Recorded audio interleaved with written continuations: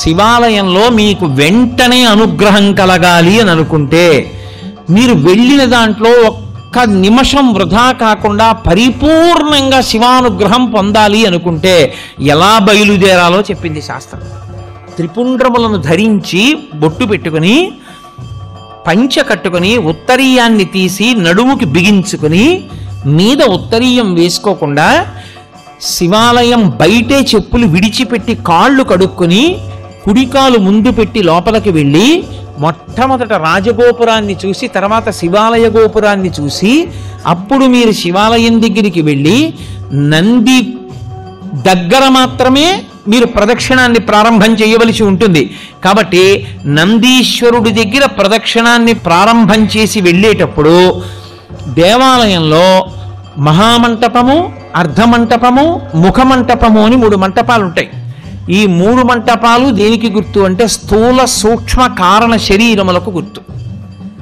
ఈ 3 శరీరములను నేను అధిగమించేటటువంటి అదృష్టం నాకు కలగాలని కోరుకోవడం ముఖమంటపాన్ని, మహామంటపాన్ని, అర్ధమంటపాన్ని, ముఖమంటపాన్ని దాటాలి.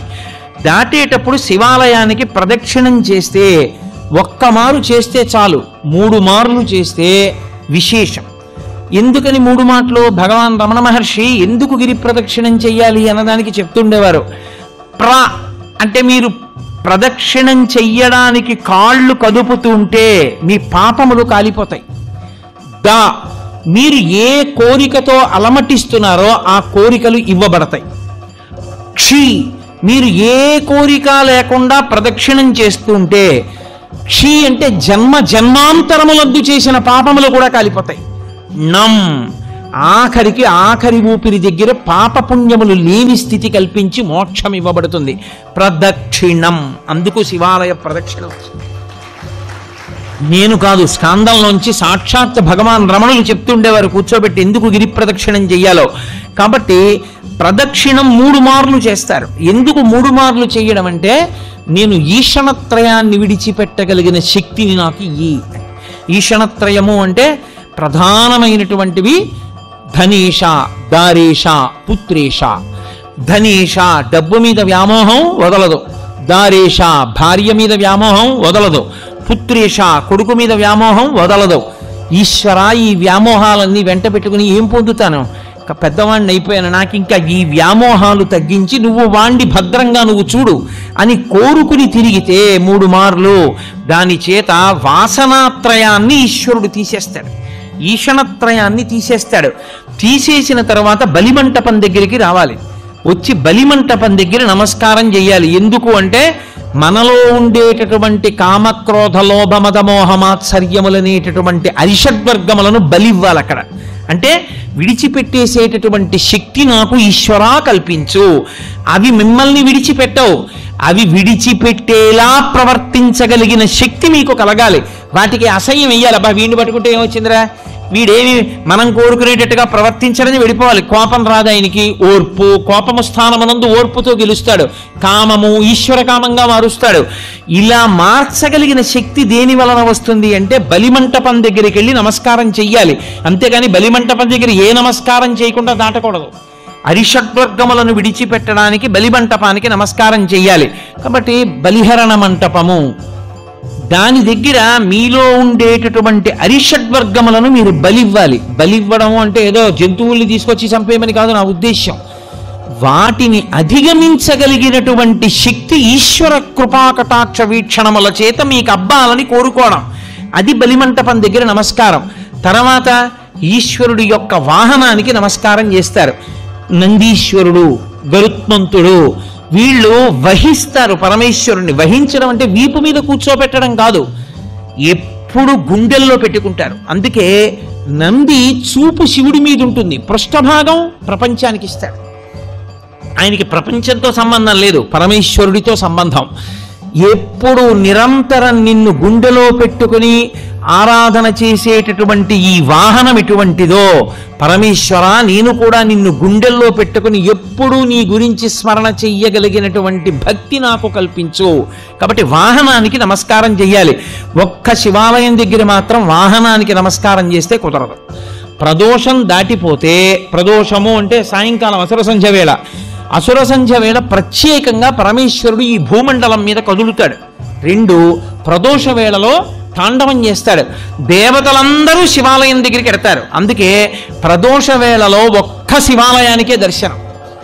2 నరసింహస్వామి దర్శనం చెయ్యవచ్చు, దోషం లేదు. కాబట్టి మహానుభావుడైనటువంటి పరమేశ్వరుడి యొక్క దర్శనానికి వెళ్ళేటప్పుడు మీరు ఆ వాహనం దగ్గరికి వెళ్ళి నువ్వు ఎలా భగవంతుణ్ణి గుండెల్లో పెట్టుకుని మోస్తున్నావో అలా నేను కూడా మోయగలిగిన శక్తినియ్యి అని అడగాలి.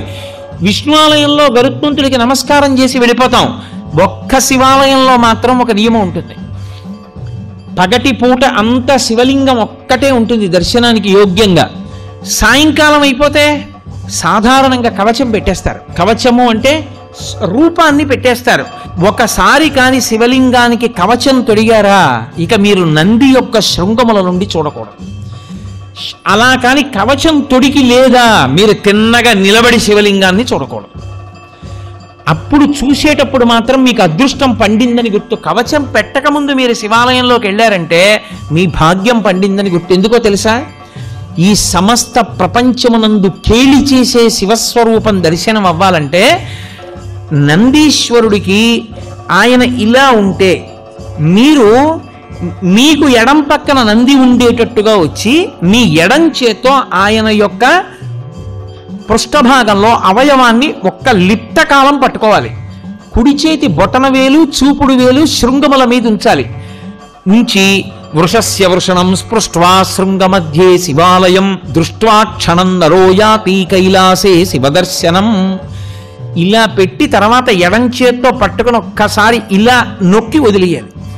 అలా నొక్కి వదిలినప్పుడు ఆయన ఊపిరి అని ఆగుతుంది. ఆయన ఊపిరిలో సయ్యాటలాడుతూ ఉంటాడు ఊయలలో శివుడు. ఆ ఊయల ఆగుతుంది. ఆగినప్పుడు ఆ శివలింగాన్ని ఒక్కసారి చూసిన వారెవరో వాడు కైలాసమునకు వెళ్ళి పరమేశ్వర దర్శనం చేశాడని వేస్తారు ఖాతాలో. అది శైవాగం. కైలాసే శివం దృష్ట్యా కైలాసమునందు పరమశివ దర్శనం చేశాడు. కవచం పెట్టేశారనుకోండి ఇక చూడకూడదు. అలాగే శివలింగానికి ఉన్నటువంటి శక్తి అసలు లింగ స్వరూపంలో ఉంది. అంతా ఎందులో ఉందో అది లింగం, అంతా ఎందులో పెరుగుతోందో అది లింగం, అంతా ఎందులోకి కలిసిపోతోందో అది లింగం. ఇప్పుడు పరమేశ్వరుణ్ణి యథార్థముగా సూచించుటకు గుర్తు శివలింగము. కాబట్టి కంటితో కనపడినది కాదు, ఇది సర్వవ్యాపకమైతే ఇది చుట్టుకుంటే నిజానికి దీనిలో ఈ బ్రహ్మాండమంతా ఉన్నది అని గుర్తుపట్టాలి. అంటే శివలింగమునకు 5 ముఖములు ఉంటాయి. 5 ముఖములతో ఉంటుంది. ఏది ముఖము అంటే మీరు ఎటు విభూతి రాసి బొట్టు పెడితే అది ముఖం. 5 ముఖములు అని ఎందుకంటారంటే తూర్పు, పడమర, ఉత్తరం, దక్షిణం 4 వైపులా 4 ముఖాలతో చూస్తాడు. పైకి ఒక ముఖంతో చూస్తాడు. 5 ముఖాలు. 5 ముఖాలతో ఉంటాడు కాబట్టే పంచాస్యుడు అని పేరు. ఇందులో గమ్మత్తు ఏమిటంటే 5 ముఖాలతో ఉండి ఏం చేస్తుంటాడు? 5 వైపులా చూస్తూ ఉండడమేనా ముఖంతో? కాదు. మీరు జాగ్రత్తగా గుర్తుపట్టగలిగితే శివాలయాలన్నింటిలోకి శివాగమంలో అత్యంత శ్రేష్టమైన శివాలయం, ఉత్తర క్షణంలో మీరు దర్శనం చేస్తే కోరికలను ఈడేర్చగలిగినటువంటి శివాలయం, దాన్ని మించి ఇంకొక శివాలయం ఉందని చెప్పడం సాధ్యం కాని శివాలయం పశ్చిమాభిముఖమైన శివాలయం. అంటే మీరు లోపలికి ప్రవేశించినప్పుడు ఆలయంలో శివలింగం పశ్చిమ ముఖాన్ని చూస్తే దాన్ని సద్యోజాత శివాలయము అంటారు. అది సద్యోజాత ముఖంతో చూస్తోంది. అది శివాగమంలో అన్ని శివాలయాల్లోకి శక్తివంతమైన శివాలయం అదే. ఈశ్వరుడు తూర్పుకి ఒక ముఖంతో చూస్తాడు, దాన్ని తత్పురుష ముఖము అంటారు. ఇప్పుడు తూర్పుని చూస్తోంది అంటే దాని ఉద్దేశ్యం ఏంటంటే మీరు లోపలికి వెడుతున్నప్పుడు దేవాలయం కట్టినప్పుడు రాజద్వారానికి ఎదురుగుండా దాని ముఖం తూర్పు వైపుకుంటుంది. తత్పురుషము అంటారు. ఈ తత్పురుషం వైపు చూసేటటువంటి ముఖం, తత్పురుషమని పేరున్న ముఖం తూర్పుకి చూస్తే అది తిరోధానాన్ని చేస్తుంటుంది. తిరోధానము అన్న మాటకు అర్థం ఏంటంటే చీకటిలో ఉంచుతూ ఉంటాడు ఆ ముఖంతో. తెలియనివ్వడు.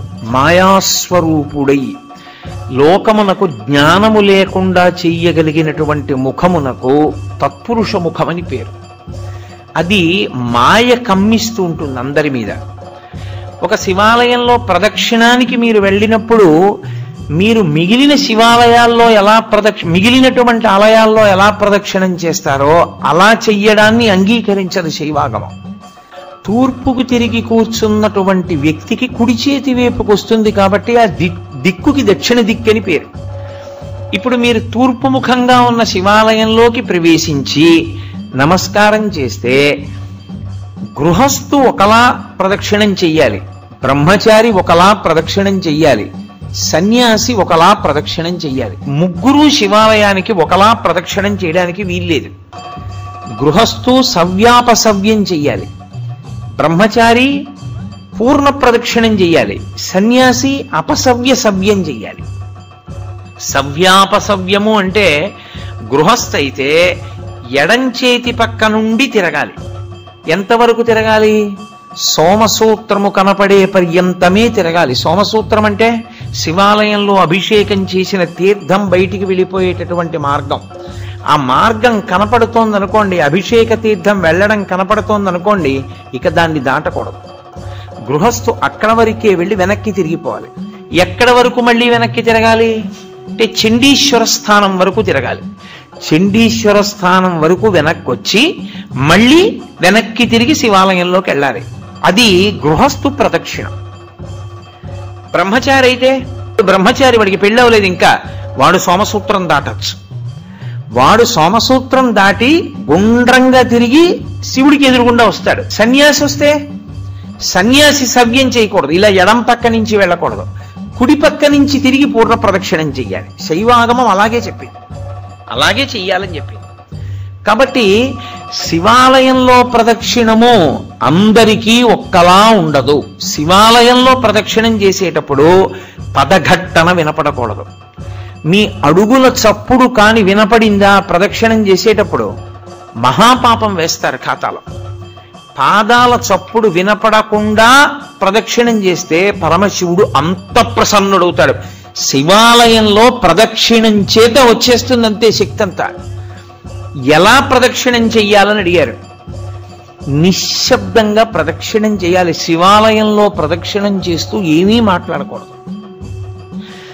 అసలు శివాలయంలోకి వెళ్ళి లింగాన్ని చూడడం కాదు, మీరు శివాలయంలో శివుడు 8 రూపాలతో ప్రకాశిస్తూ ఉంటాడు. ఇప్పుడు ఈ 8 శివస్వరూపాలే. శివాలయం యొక్క గోడ కనపడింది అనుకోండి, శివుడు కనపడినట్టు, శివుడే లెక్క ఆ గోడ. ఆ గోడ దగ్గరికి వెళ్ళి నువ్వు ఏదైనా చెయ్యకూడని పని చేస్తే శివలింగం మీద చేసినట్లే లెక్కలో కడతారు శాస్త్రంలో. అందుకే అన్ని ప్రాకారాల నిర్మాణం అందుకు చేసేవారు, రక్షించడానికి. దీని శివాలయం యొక్క ప్రాకారము శివుడు, శివాలయం యొక్క గోపురము, పెద్ద ఆలయ గోపురం ఉంటుంది, ఆ ఆలయ గోపురము శివుడు, ధ్వజస్తంభము శివుడు. మీరు లోపలికి వచ్చిన తర్వాత శివలింగం ఉన్నటువంటి ఆలయ గోపురము శివుడు, లోపల ఉన్న శివలింగము శివుడు, అర్చక స్వామి శివుడు, చండీశ్వరుడు శివుడు, బలిపీఠము శివుడు. 8గా ఉంటాడు శివుడు. ఈ 8లో మీకు ఏది కనపడినా మీకు శివదర్శనమైనట్టు లెక్క. ఈ 8 చూశాడనుకోండి పూర్ణంగా శివదర్శనం చేసినట్టు. ఎందుకంటే శివతత్వము ఎప్పుడూ అష్టమూర్తి తత్వంగానే వెడుతుంది, 8 అంకెకి కట్టుబడాలి శివతత్వం. అందుకని ఈ 8 యందు పరమశివుని యొక్క తేజస్సు ఉంటుంది. శివుడే 8గా ఉంటాడు. ఈ 8లో మీరు ఏది దర్శనం చేసినా శివాలయంలో శివదర్శనము చేసినట్లే. కాబట్టి ఇప్పుడు తూర్పున ఉన్నటువంటి ముఖం తత్పురుష ముఖం. ఈ తత్పురుష ముఖం వాయువు మీద అధిష్టానంగా ఉంటుంది, ఉండి లోకమునంతటినీ తిరోధానం చేస్తూ. మీరు ప్రదక్షిణం చేస్తూ ఇలా ఎడం పక్కకు వస్తే దక్షిణ దిక్కు వస్తుంది. దక్షిణాన్ని చూస్తూ దక్షిణామూర్తి ఉండాలి శివాలయంలో.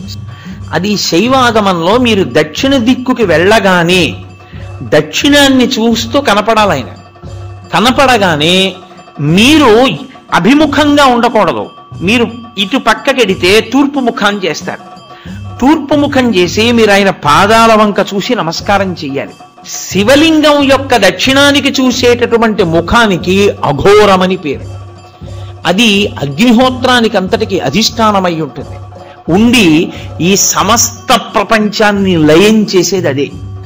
అందరు జీవుల్ని పడగొట్టి తనలో కలుపుకునేటటువంటి తత్వమున్నటువంటి పరమేశ్వర స్వరూపం దక్షిణాన్ని చూసేటటువంటి అఘోర స్వరూపం.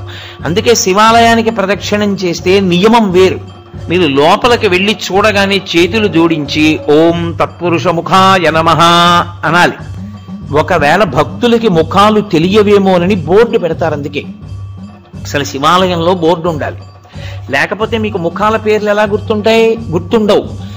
గుర్తుండాలి. ఉండని వాడికి సౌలభ్యం కోసం బోర్డు పెడతారు. బోర్డు పెడితే ఓం తత్పురుష ముఖాయ నమః అని నమస్కారం చేసి మెల్లగా దక్షిణానికి వెళ్ళాలి.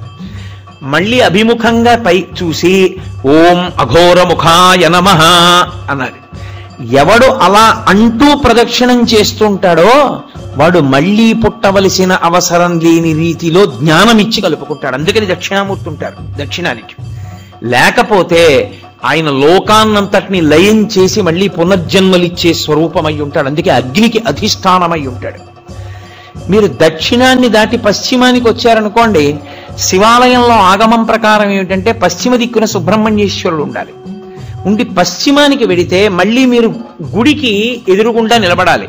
ఆ గుడి యొక్క గోడకి ఎదురుగుండా నిలబడి ఓం సద్యోజాత ముఖాయ నమః అనాలి. సద్యోజాతము అనబడేటటువంటి ముఖం పశ్చిమ దిక్కుని చూస్తూ ఉంటుంది. ఆ పశ్చిమ దిక్కుని చూసేటటువంటి సద్యోజాత ముఖము పృథివికి అధిష్టానమై ఉంటుంది. అది సృష్టికంతటికీ కారణం అదే.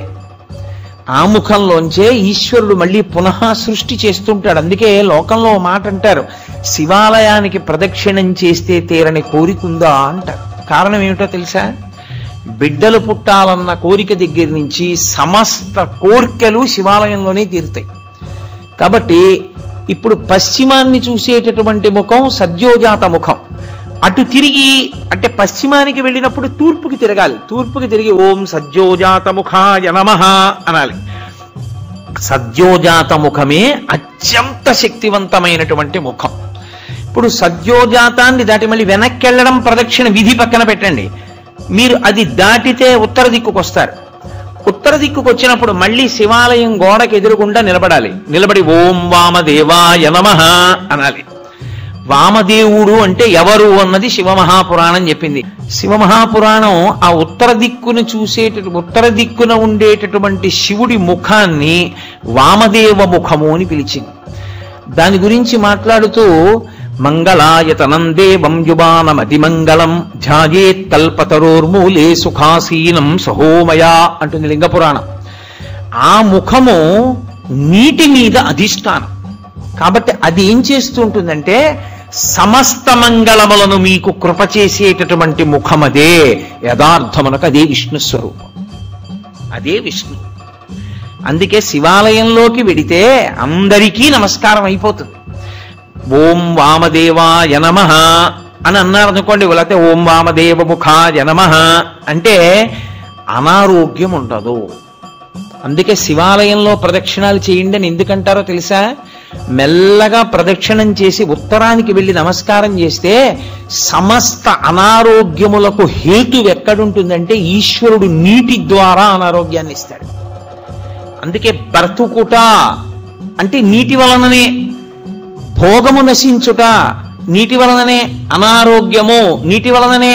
సంజీవనం సమస్తస్య జగత సలిలాత్మిక భవ ఇత్యుచ్యతే మూర్తిర్భవస్య పరమాత్మనః అంటుంది లింగపురాణం. అనారోగ్యమునకు కారణము నీరే, మనిషి పడిపోవడానికి కారణము నీరే. నీరు అంత శక్తివంతం. నీటి మీద అధిష్టానమై ఆయన ఉత్తరాన్ని చూస్తూ ఉంటాడు. ఆ ముఖానికి ప్రతిరోజు మీరు గోడవంక చూసి ఓం వామదేవ ముఖాయ నమః అన్నారనుకోండి, ఆయన మీకు ఏకకాలమునందు మూడిటిని కృప చేస్తాడు. ఒకటి, మీకు ఏదుందో దాన్ని ఉంచుతాడు, అది పాడైపోకుండా కాపాడతాడు. రెండవది, మీకు ఉత్తరోత్తరాభివృద్ధిని ఆయనే కల్పిస్తాడు. ఉత్తరోత్తర మీరు సంతోషంగా ఉండడానికి కావలసిన సమస్త అభివృద్ధి ఆ ముఖంలోంచి వస్తుంది. 3, వచ్చినటువంటి భోగస్థానములను మీరు అనుభవించడానికి వీలుగా దేహారోగ్యం ఉంచుతాడు. ఈ 3 ఇంగ్లీష్లో సస్టినెన్స్ అంటారు, స్థితి ఉంచుట. ఈ పదంలోకి వెళ్ళేటటువంటి సమస్తమైనవి కూడా వామదేవ ముఖంలోకి వెళ్ళిపోతాయి. 5వ ముఖం పైకి ఉందే, దాన్ని ప్రదక్షిణం పూర్తి చేసేటప్పుడు చూడాలి. మీ ప్రదక్షిణం పూర్తయిపోయాక శివాలయంలో లింగాన్ని చూసి బయటికి వచ్చేయకూడదు. ఒకసారి మీరు అక్కడే నిలబడి పైకి చూడాలి. ఇలాగా చూసి ఓం ఈశానముఖాయ నమః అనాలి. దానికి పేరు ఈశానము అని పేరు 5వ తలకాయకి. అది ఆకాశానికి అంతటికి అధిష్టానమై ఉంటుంది. అదే మోక్షకారకం. ఇప్పుడు మీరు కొంచెం జాగ్రత్తగా గమనిస్తే నేను ఇందులో 5 ముఖముల చేత 5 కార్యములను ప్రతిపాదన చేశాను. సృష్టి, స్థితి, లయ, తిరోధాన, అనుగ్రహములు అని. సృష్టి కొత్తగా ఏర్పడుతూ ఉండడం, స్థితి ఉండడం, లయ పడిపోవడం, మళ్ళీ బ్రహ్మాండంలో కలిసిపోతూ ఉండడం. ఇందులో తిరస్కరణీ విద్య అక్కడ ఉన్నది కనపడదు, కనపడకుండా చేస్తాడు. అక్కడది ఉన్నది కనపడకుండా చెయ్యడం తిరస్కరణీ విద్య అయితే, తిరస్కరణి ఎక్కడి నుంచి వచ్చిందో తెలుసా? తిరోధానము. తిరోధానము అంటే ఉన్నది కనపడకుండా లేనిది ఉన్నట్టు కనపడుతుంది. చూసారా, మాంత్రికుడు మాయ చేశాడండి అంటారు. అదే తిరస్కరణీ విద్య. తిరోధానము అంటే ఏది ఉన్నదో అది కనపడకుండా, ఏది లేదో అది ఉన్నట్టు కనపడుతుంది. సత్యము అసత్యముగా, అసత్యము సత్యముగా కనపడేటట్టు చేయగలిగిన ముఖమునకు తత్పురుష ముఖం అని పేరు. అది తిరస్కరణి. ఏది దాస్తోంది? అదే మాయా. శంకర భగవత్పాదుల యొక్క ప్రతిపాదన అక్కడుంది. అందుకని పీఠాధిపతులందరూ చంద్రమౌళీశ్వరారాధన చేస్తారు. వాళ్ళందరూ చంద్రమౌళీశ్వరారాధన ఎందుకు చేస్తారంటే, వాళ్ళెవ్వరూ మాయకి కట్టబడకుండా జ్ఞానమునందు నిలబడడానికి శంకరాచార్యుల వారు పెట్టిన పద్ధతి. ఇప్పుడు తిరస్కరణి ఉన్నది ఆత్మ ఒక్కటే, పరమేశ్వరుడు ఒక్కడే ఉన్నాడు. ఒక్కడే అయిన పరమేశ్వరుడు కనపడకుండా విశ్వము కనపడుతూ ఉంటుంది. అబ్బో ఎంతమంది ఉన్నారో, ఎన్ని మొక్కలు ఉన్నాయో, ఎన్ని పువ్వులు ఉన్నాయో అంటాడు తప్ప ఉన్న విశ్వనాథుడు కనపడడు. విశ్వనాథుడు కనపడకుండా విశ్వం కనపడేటట్టు చేస్తాడు. అలా కనపడినంత కాలం మాయకి వశుడైపోయాడు. మాయకి వశుడైనంత కాలం మళ్ళీ పుడుతూ ఉంటాడు. మళ్ళీ పుట్టినవాడు మళ్ళీ చస్తూ ఉంటాడు. మళ్ళీ చచ్చినవాడు మళ్ళీ పుడుతూ ఉంటాడు. అంటే సృష్టి, స్థితి, లయ, తిరోధాన. సృష్టి, స్థితి, లయ, తిరోధాన వీటిలో తిరుగుతాడు. 5వది అనుగ్రహం, మోక్షమూర్తి. అది దక్షిణామూర్తి దగ్గర ప్రారంభం అవుతుంది.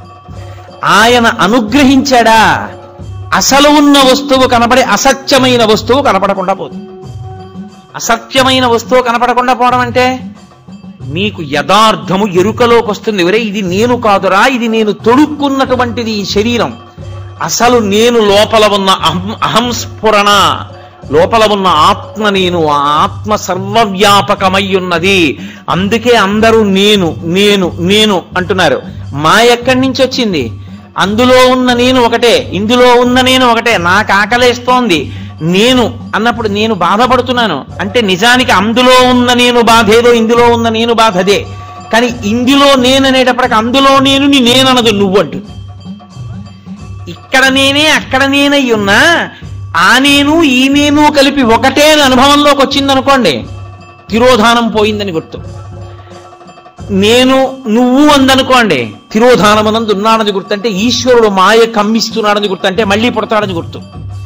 ఈశ్వరుడిది తీసేసి జ్ఞానం ఇచ్చేశాడు, అద్వైత భావన యందు నిలబడిపోతాడు. రెండవ వస్తువు లేదు, ఉన్నదొక్క పరమేశ్వరుడే. ఎరుకలోకి వచ్చేస్తుంది. ఆ ఎరుకలోకి వచ్చిందా మోక్షము. 5వ ముఖం మోక్షాన్ని ఇస్తుంది, ఊర్ధ్వముఖం. అందుకే శివలింగానికి మాత్రమే పృష్ఠభాగంలో కూర్చుని పూజ చెయ్యకూడదన్న నియమం లేదు. నిర్మాల్యాన్ని శివాలయంలో ఎప్పుడూ నందీశ్వరుడి మీద విసర్జించరాదు, మహాదోషం.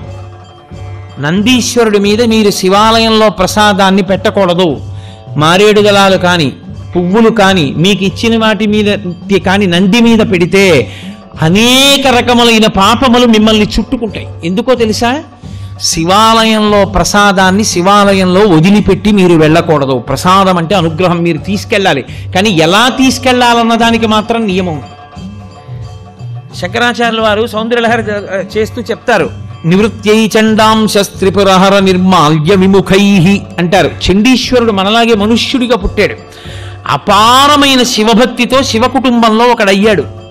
అయి ఆయనకి పరమశివుడు వరం ఇచ్చాడు. లోకంలో ఎవరికైనా సరే నియమం ఒకటి ఉంటుంది, వారి యొక్క ఉచ్ఛిష్టాన్ని వారి యొక్క శేషాన్ని తినేటటువంటి అధికారం ఎవరిది అంటే భార్యది. మంచినీళ్లు తాగగా ఇంకా నీళ్లు మిగిలితే ఆ గ్లాసు తీసేటటువంటి అధికారము భార్యది. తన విస్తట్లో భోజనం చేసిన తర్వాత మిగిలిన పదార్థాన్ని తినడానికి అధికారం ఉన్నది భార్యయే. ఇతరులకు ఎవ్వరికీ అధికారం లేదు. అలా ఒక్క భార్య తినాలి. పరమశివుడు లోకమునకు మొట్టమొదటి మహానుభావుడు అయినా కూడా ఆయన చండీశ్వరుడికి ఒక వరం ఇచ్చాడు. నేను తినగా మిగిలినదేదో అది పార్వతి కూడా ముట్టడానికి వీల్లేదు, నువ్వు తింటావు. కాబట్టి నివృత్యై చండాంశ త్రిపురహర నిర్మాల్య విముఖై. అందుకే మీరు శివాలయంలో కొబ్బరికాయ ఇచ్చారనుకోండి, కొట్టి మీకు ఇచ్చారనుకోండి, మీరు దాన్ని ప్రీతితో చూడకూడదు. దాన్ని అలా చేత్తో పట్టుకుని మారేడు దళాలు చండీశ్వరుడి దగ్గరికి వెళ్ళాలి. చండీశ్వర స్థానంలో ఆయన ఎప్పుడు ధ్యానముద్ర యందు కూర్చుని ఉంటాడు. దురదృష్టం ఏమిటంటే చండీశ్వర స్థానం మీద ఏ శివాలయంలోనూ శ్రద్ధ ఉండదు. మీరు చూడండి, ఎప్పుడైనా ఏ శివాలయంలోనైనా ఎండిపోయి వెలవెలబోతున్నట్టు ఉంటాడు. అసలు శివాలయంలో 8వ శివస్వరూపం అది, అంత జాగ్రత్తగా ఉంచాలి దాన్ని. అక్కడికి వెళ్ళి మీరు చిటిక వెయ్యాలి. చిటికల చండీశ్వరుడు అంటారు. ఆయనకి చెవుడు కాదు, ఆయన ధ్యానమనందు ఉంటాడు. ఆయన కళ్ళు విప్పుతాడు. కళ్ళు విప్పి చూస్తాడు, ఎందుకు చిటిక వేశావు అని. అయ్యా, నేను తీసుకెళ్ళకూడదు తిన్నగా, శివుడికి ఇవ్వగా మిగిలింది ఏదైనా మీకు ఇవ్వాలి. కొబ్బరికాయ కొడితే ఓ చెక్క శివుడి దగ్గర ఉంది, ఓ చెక్క మీకు ఇచ్చారు, అది చండీశ్వరుడికి వెళ్ళాలి. కానీ ప్రసాదంగా తీసుకెడదాం అనుకుంటున్నాను, మీరు అనుగ్రహించండి, ఇలా చూపించాలి. మీరు పట్టికెడుతున్న దాంట్లో ఏదో కొద్దిగా అలా చూపించాలి. చూపిస్తే ఆయన చూసి సంతోషిస్తాడు. తీసుకో, నేను ఇచ్చాను నీకు ప్రసాదం అంటాడు. ఇప్పుడు చండి ముఖంగా మీకు ప్రసాదం రావాలి, అంతేగాని నందీశ్వరుడు వదిలిపెట్టమని ఏ శివాగమంలో ఉందో నాకు చూపించండి. ఎక్కడా లేదు. ప్రతి దేవాలయంలో అర్చకులు చేస్తున్న తప్పది. నందీశ్వరుడి మీద పెట్టేయండి అని చెప్తున్నారు, పరమ దోషం. నంది మీద పెడితే కింద పడుతుంది, కింద పడితే వెనక వచ్చిన వాడు తొక్కుతాడు, తొక్కితే ఆ పాప నీకు అడికి వెడుతుంది. పుష్పదంతుడని శివమహిమ్నా స్తోత్రం చేశాడు ఆయన. అదే పనిగా రాజుగారి తోటలో పువ్వులన్నీ పట్టుకుపోతుండేవాడు. పట్టుకుపోతుంటే కనపడేవాడు కాడు గంధర్వుడు. రాజుగారికి కోపం వచ్చింది, వీడిని పట్టుకోలేకపోతున్నాం, శివాలయంలో వాడినటువంటి పువ్వులు తెచ్చి చల్లండి కింద ఆకులు. వాడు రాత్రి వచ్చి తొక్కుతాడు, వాడి శక్తి పోతుందన్నాడు. చల్లేశారు. ఆయన తెలియక భూమి మీద దిగాడు పూల తోటలో. తొక్కగానే ఆయన శక్తి పోయింది, పట్టుకుని బంధించారు. అప్పుడు ఆయన శివమహిమ్నా స్తోత్రం చేశాడు. నందీశ్వరుడి దంతాల మీద ఉంటాయి ఇప్పటికీ ఆ శివమహిమ్నా స్తోత్ర శ్లోకాలు. ఒకప్పుడు నేను మహాభక్తుడినను ఒక ఆయన వెళ్ళి పరమేశ్వరుడి దగ్గర శివమహిమ్నా స్తోత్రం జరిగితే నంది పళ్ళికి లిజ్జట్టిలాగా ఆయన పళ్ళ మీద కనబడ్డాయి శ్లోకాలు. ఇక్కడ నువ్వు జరుగుతావు నా పళ్ళ మీద రాసుకున్నాను బట్టి నేను అంత శక్తివంతములు శివమహిమ్నా స్తోత్రం. కాబట్టి ఆ గంధర్వుడు శివమహిమ్నా స్తోత్రం చేస్తే మళ్ళీ శక్తి వచ్చి వెళ్ళిపోయాడు. కాబట్టి శివ నిర్మాల్యాన్ని తొక్కకూడదు. తొక్కకూడని శివ నిర్మాల్యాన్ని నందీశ్వరుడి మీద పెట్టించడం ఏంటి తప్పు కాదు. విభూతి దాని మీద చల్లేయండి అన్నాం, నిర్మాల్యం నంది మీద పెట్టి వెళ్ళిపోండి అన్నాం. అసలు శివాలయంలో ఉన్న అర్చకులు మొదట తెలుసుకోవాలని, అలా మనం చెప్పకూడదు. చండీశ్వర స్థానానికి చూపించి మీరింటికి పట్టుకెళ్ళండి అని చెప్పాలి. ఆ మారేడు దళం చక్కగా మీరింటికి పట్టుకెళ్ళచ్చు, కళ్ళకు అద్దుకోవచ్చు, ఎక్కడో నీళ్లలోనో మొక్కలోనో పెట్టేసేయచ్చు. మీ ఇంటికి పట్టుకెళ్ళాలి, గడప దాటాలి ప్రసాదం. గడప దాటి ఇంటికి వస్తేనే శివానుగ్రహం. ఏ దేవాలయం లోపల అయినా విద్యుత్ దీపం వెలిగితే ఉత్తర క్షణంలో ఏ పని చేసినట్లు గుర్తో తెలుసా? మీ గురువు గారి పట్ల మీరు అపచారం చేశారని గుర్తు. ఆ అంతరాలయమునందు వేరొక దీపము, విద్యుత్ దీపం ఉండరాదు, ఒక్క నూనె దీపమే. ఆ దీపాలు కావాలంటే గుత్తి దీపాలుగా దింపుతారు, ఒత్తి పెద్దది చేస్తారు మూర్తి దగ్గరికి వచ్చే. మీరు అందుకే మన ఆంధ్రదేశంలో ఏముందండి, శాస్త్రం పాటించేవాడేడి. మీరు దక్షిణ దేశం వెళ్ళండి, ద్రవిడ దేశం ప్రత్యేకం. ఏ దేవాలయంలో ఎలక్ట్రిక్ ల్యాంప్ లేదు. అర్చకులు ఒళ్ళు చెమటలు పట్టేసి ఇలా కారిపోతున్నా సరే వాళ్ళు పెద్ద పెద్ద ఒత్తేసి ఆ ఒత్తులలోనే వెలుగుతుంటాయి, ఆ ఒత్తులలో వెలుగులోనే చూస్తారు. దాని అర్థం ఏంటో తెలుసా? ఆ దీపమే గురువు. గురువు ఇంకెక్కడో ఉండడు. మీ గురువు గారు ఎక్కడున్నారు అంటే అంతరాలయంలో ఉన్న దీపంలోనే మీ గురువు గారు ఉంటారు. ఆయనే గురువుగా చూస్తారు. అందుకే దేవాలయానికి వెళ్ళినప్పుడు ఈశ్వరుడు ఒక్కడే కాదు, గురు దర్శనం కూడా అవుతుంది. ఓ గురువర్య, మీ మాటల వలన, మీ అనుగ్రహము వలన, మీ అనుగ్రహ కాంతులలో నాకు ఈశ్వర దర్శనం అవుతోందని దర్శనం చెయ్యాలి. అందుకే నూనె దీపం నెయ్యి దీపం తప్ప విద్యుత్ దీపం వాడడం అనేటటువంటి మాటే లేదు శాస్త్రాల్లో. అందుకే ఈశ్వర ప్రధానమూర్తిని చూడగానే రెండిటిని మనసులో స్మరించాలి. ఒకటి గురువు, రెండు ఈశ్వరుడు, ఇద్దరిని స్మరించాలి. స్మరించి నమస్కారం చేయాలి. ఉత్తర క్షణంలో మీకు అనుగ్రహం గురువు ద్వారా కృప చేయబడుతుంది. మళ్ళీ దీపపు కాంతి ద్వారానే మళ్ళీ మీకు ఆ కన్నులకు ఆ దీపపు కాంతి ద్వారానే మీకు ఈశ్వర కటాక్షము గురుముఖంగా ప్రసరిస్తుంది. అందుచేత దేవాలయమునందు దర్శన విధి, ఈశ్వరుణ్ణి దాటి వెళ్ళడానికి ఇక ద్వారం ఉండదు. మనుష్య జన్మ యొక్క చిట్ట చివరి ప్రయోజనం ఆయన్ని చేరడమే, ఆయన్ని దాటడానికి ఇంకేం లేదు. అందుకే పృష్ఠభాగంలో అంతరాలయానికి ఇక ద్వారం ఉంచరు. అంతరాలయంలో ఉన్న పరమేశ్వరుడికి సమర్పణం చేసినప్పుడు ముచిక నుంచి తనంత తాను విడినవి ఇవ్వాలి. ఏవవి? పళ్ళు. కాయ ఇవ్వకూడదు దేవాలయంలో. ఎందుచేత అంటే ఈశ్వరుణ్ణి ఎప్పుడు అడిగినా పండిపోవడం ఒక్కటే అడగాలి. మీకాయన ఫలం ఇవ్వడానికి మీరు ఆయనకి ఫలం ఇవ్వాలి. ఆయనకి కాయలు ఇవ్వడం దోషం. ఆయనకి ఫలాలు ఇవ్వాలి. కాయలు ఎవరికి ఇవ్వాలి? అర్చకుడికి ఇవ్వాలి. మీ ఇంట్లో అరటి చెట్టు కాసిందనుకోండి, 4 అరటికాయలు అర్చక స్వామికి ఇవ్వాలి, 4 అరటి పళ్ళు ఈశ్వరుడికి ఇవ్వాలి. 2 అగరత్తులు ఇవ్వండి, 3 కర్పూరం బిళ్ళలు ఇవ్వండి, 4 తమలపాకులు ఇవ్వండి, 2 వక్కలు ఇవ్వండి, అథవా ఓ బెల్లంగడ్డ తెచ్చి ఇవ్వండి. తప్ప కాయలు పట్టుకొని దేవాలయ ప్రవేశము చేయరాదు. నేను యథార్థంగా మీకు ఆగమంలో ఉన్న విషయాలు మాట్లాడుతున్నాను. అలా ఎవరు వెళ్ళి దేవాలయానికి నమస్కారం చేసుకుని బయటికి వచ్చి ఒక్క క్షణం కూర్చోవాలి. కూర్చుని మీరు ఏం చూశారో దాన్ని స్మరించాలి. మిగిలినవన్నీ ఎలా ఉన్నా తప్పకుండా దేవాలయంలోంచి బయటికి వచ్చేసేటప్పుడు మనసులో ఒకటి నిలబడాలి. ఆ పక్కన వేలాడుతున్నటువంటి దీపంలో పక్కకి ఉన్న పెద్ద ఒత్తి, దాని వెలుతురు, ఆ వెలుతురులో ఈశ్వరుడు చూడాలి. ముందు గుత్తి దీపం, ఒత్తి, ఒత్తికున్న జ్వాల, జ్వాలలో ఈశ్వరుడు. ఇప్పుడు గురువుగారి పాదములు, గురువుగారి అనుగ్రహముగా ఈశ్వరుడు. మీరు సర్వశ్రేయస్సులు పొందేస్తారు. కళ్ళు మూసుకుని ఆ దర్శనం చేసి బయటికి రావాలి. అది ఏ గురువు అనుగ్రహంతో గుడివైపుకి నడిచారో ఆ గురువు అనుగ్రహంతో ఈశ్వర దర్శనం చేసి కృతజ్ఞత చెప్పి పైకొచ్చినట్టు. కాబట్టి ఒక దేవాలయ దర్శన విధి ఈశ్వర దర్శనమునందు తెలిసి చెయ్యి, తెలియక చెయ్యి. నువ్వు వెళ్ళేటప్పుడు శివాలయంలో ప్రదక్షిణం చేస్తూ మెల్లగా ఓం తత్పురుషముఖాయ నమః, ఓం అఘోరముఖాయ నమః, ఓం సద్యోజాతముఖాయ నమః, ఓం వామదేవముఖాయ నమః, ఓం ఈశానముఖాయ నమః అని 5 ముఖాలకి నమస్కరించి నువ్వు చక్కగా మౌనంగా ఆ చండీశ్వరుడికి చూపించి ప్రసాదం పట్టుకుని ఇంటికి వస్తే పరిపూర్ణమైనటువంటి శివానుగ్రహాన్ని నువ్వు పొందుతావు. ఆ శివానుగ్రహము వలన నీవు సాధించుకోలేనిదన్నది ఇంకా లేదు లోకం. ఏదైనా సరే నువ్వు పొందగలవు చిట్ట చివరికి.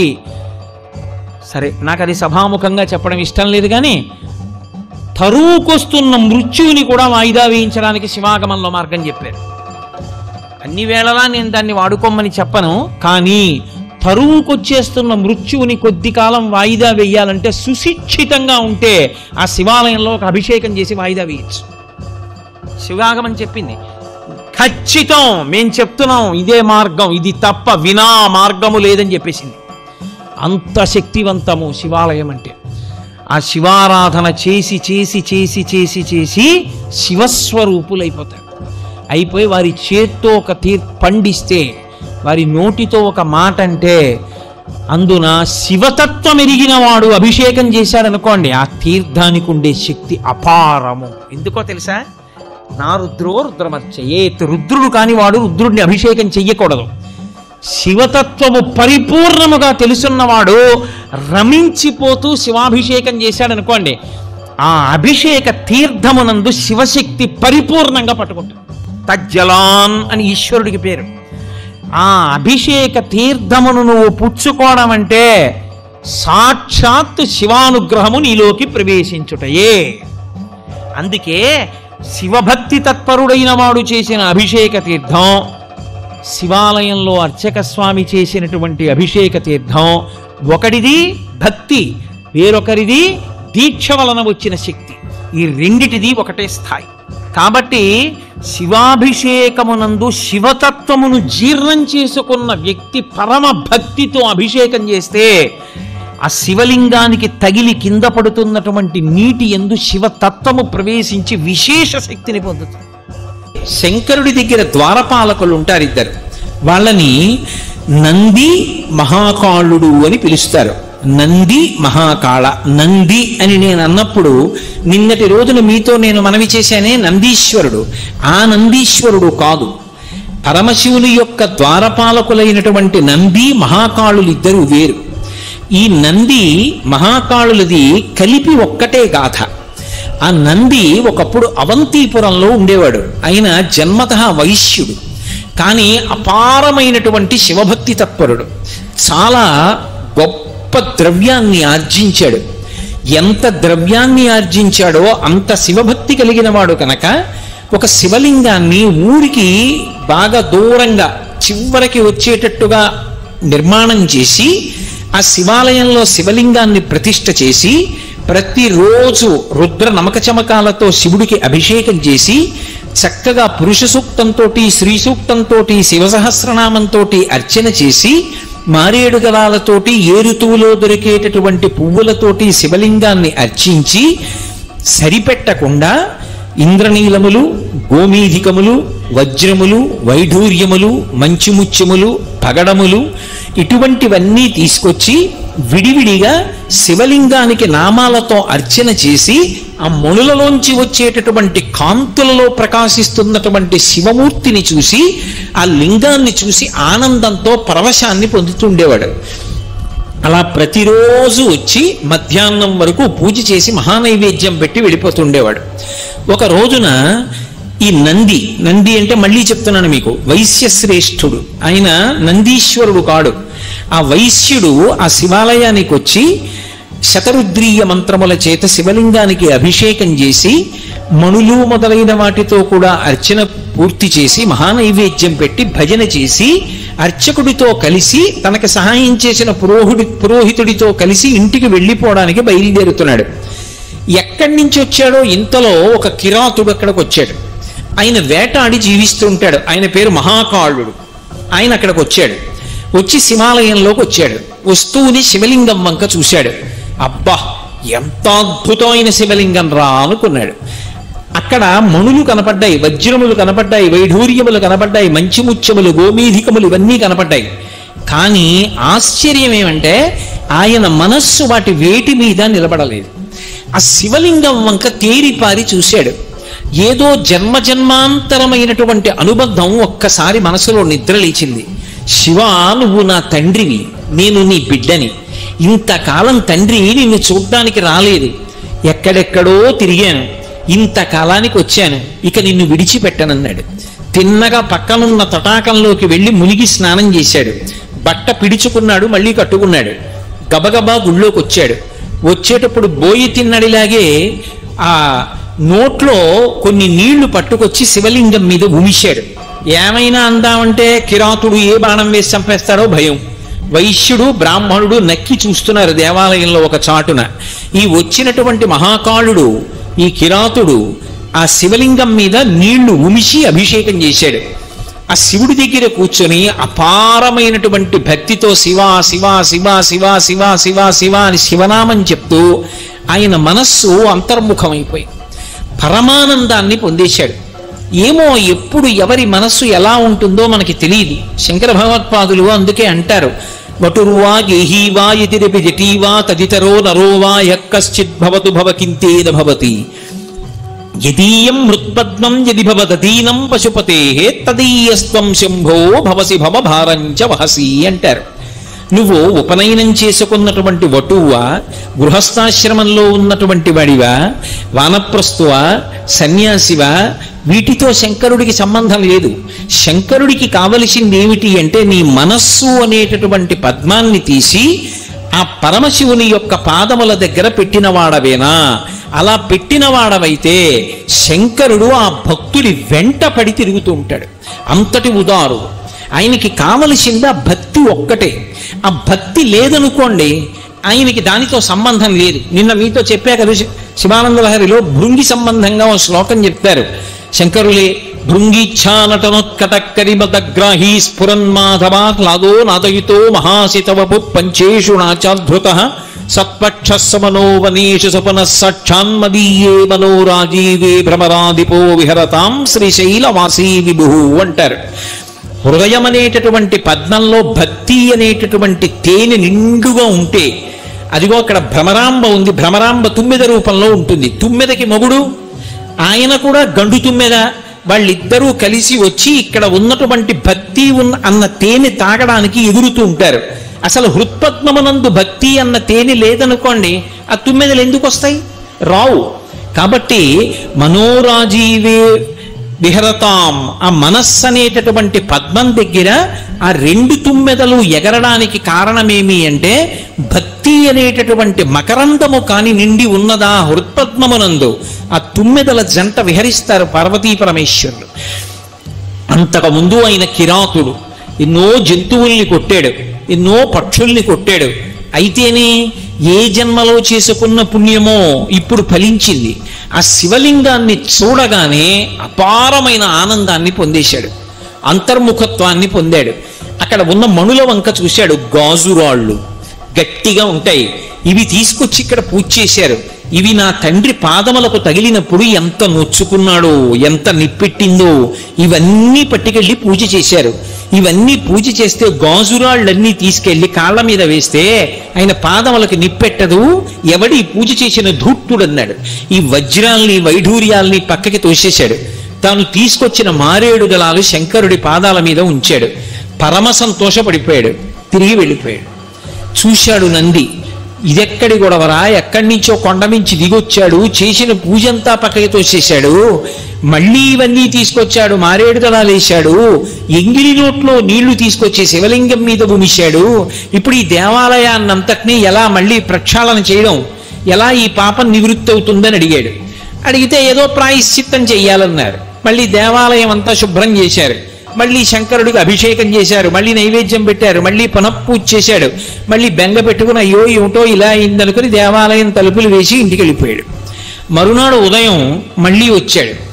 మళ్ళీ ఆ కిరాతుడు వస్తాడేమో అన్న భయంతో బెంగబెంగగా మళ్ళీ పూజ అంతా చేశాడు. మళ్ళీ వజ్రాలు వైఢూర్యాలు మాణిక్యాలు గోమేధికాలు మంచిముత్యాలు వీటన్నిటితో పూజ పూర్తి చేశాడు. మహానైవేద్యం పెట్టాడు, మంత్రపుష్పం పెట్టాడు, తాంబూలం ఇచ్చాడు. అన్నీ పూర్తయిపోయి తను ఇంటికి వెళ్ళిపోవడానికి సిద్ధపడి లేచి సాష్టాంగ నమస్కారం చేసి నించున్నాడు. అంతే, మళ్ళీ ఎక్కడి నుంచో కిరాతుడు పరిగెత్తుకొచ్చాడు.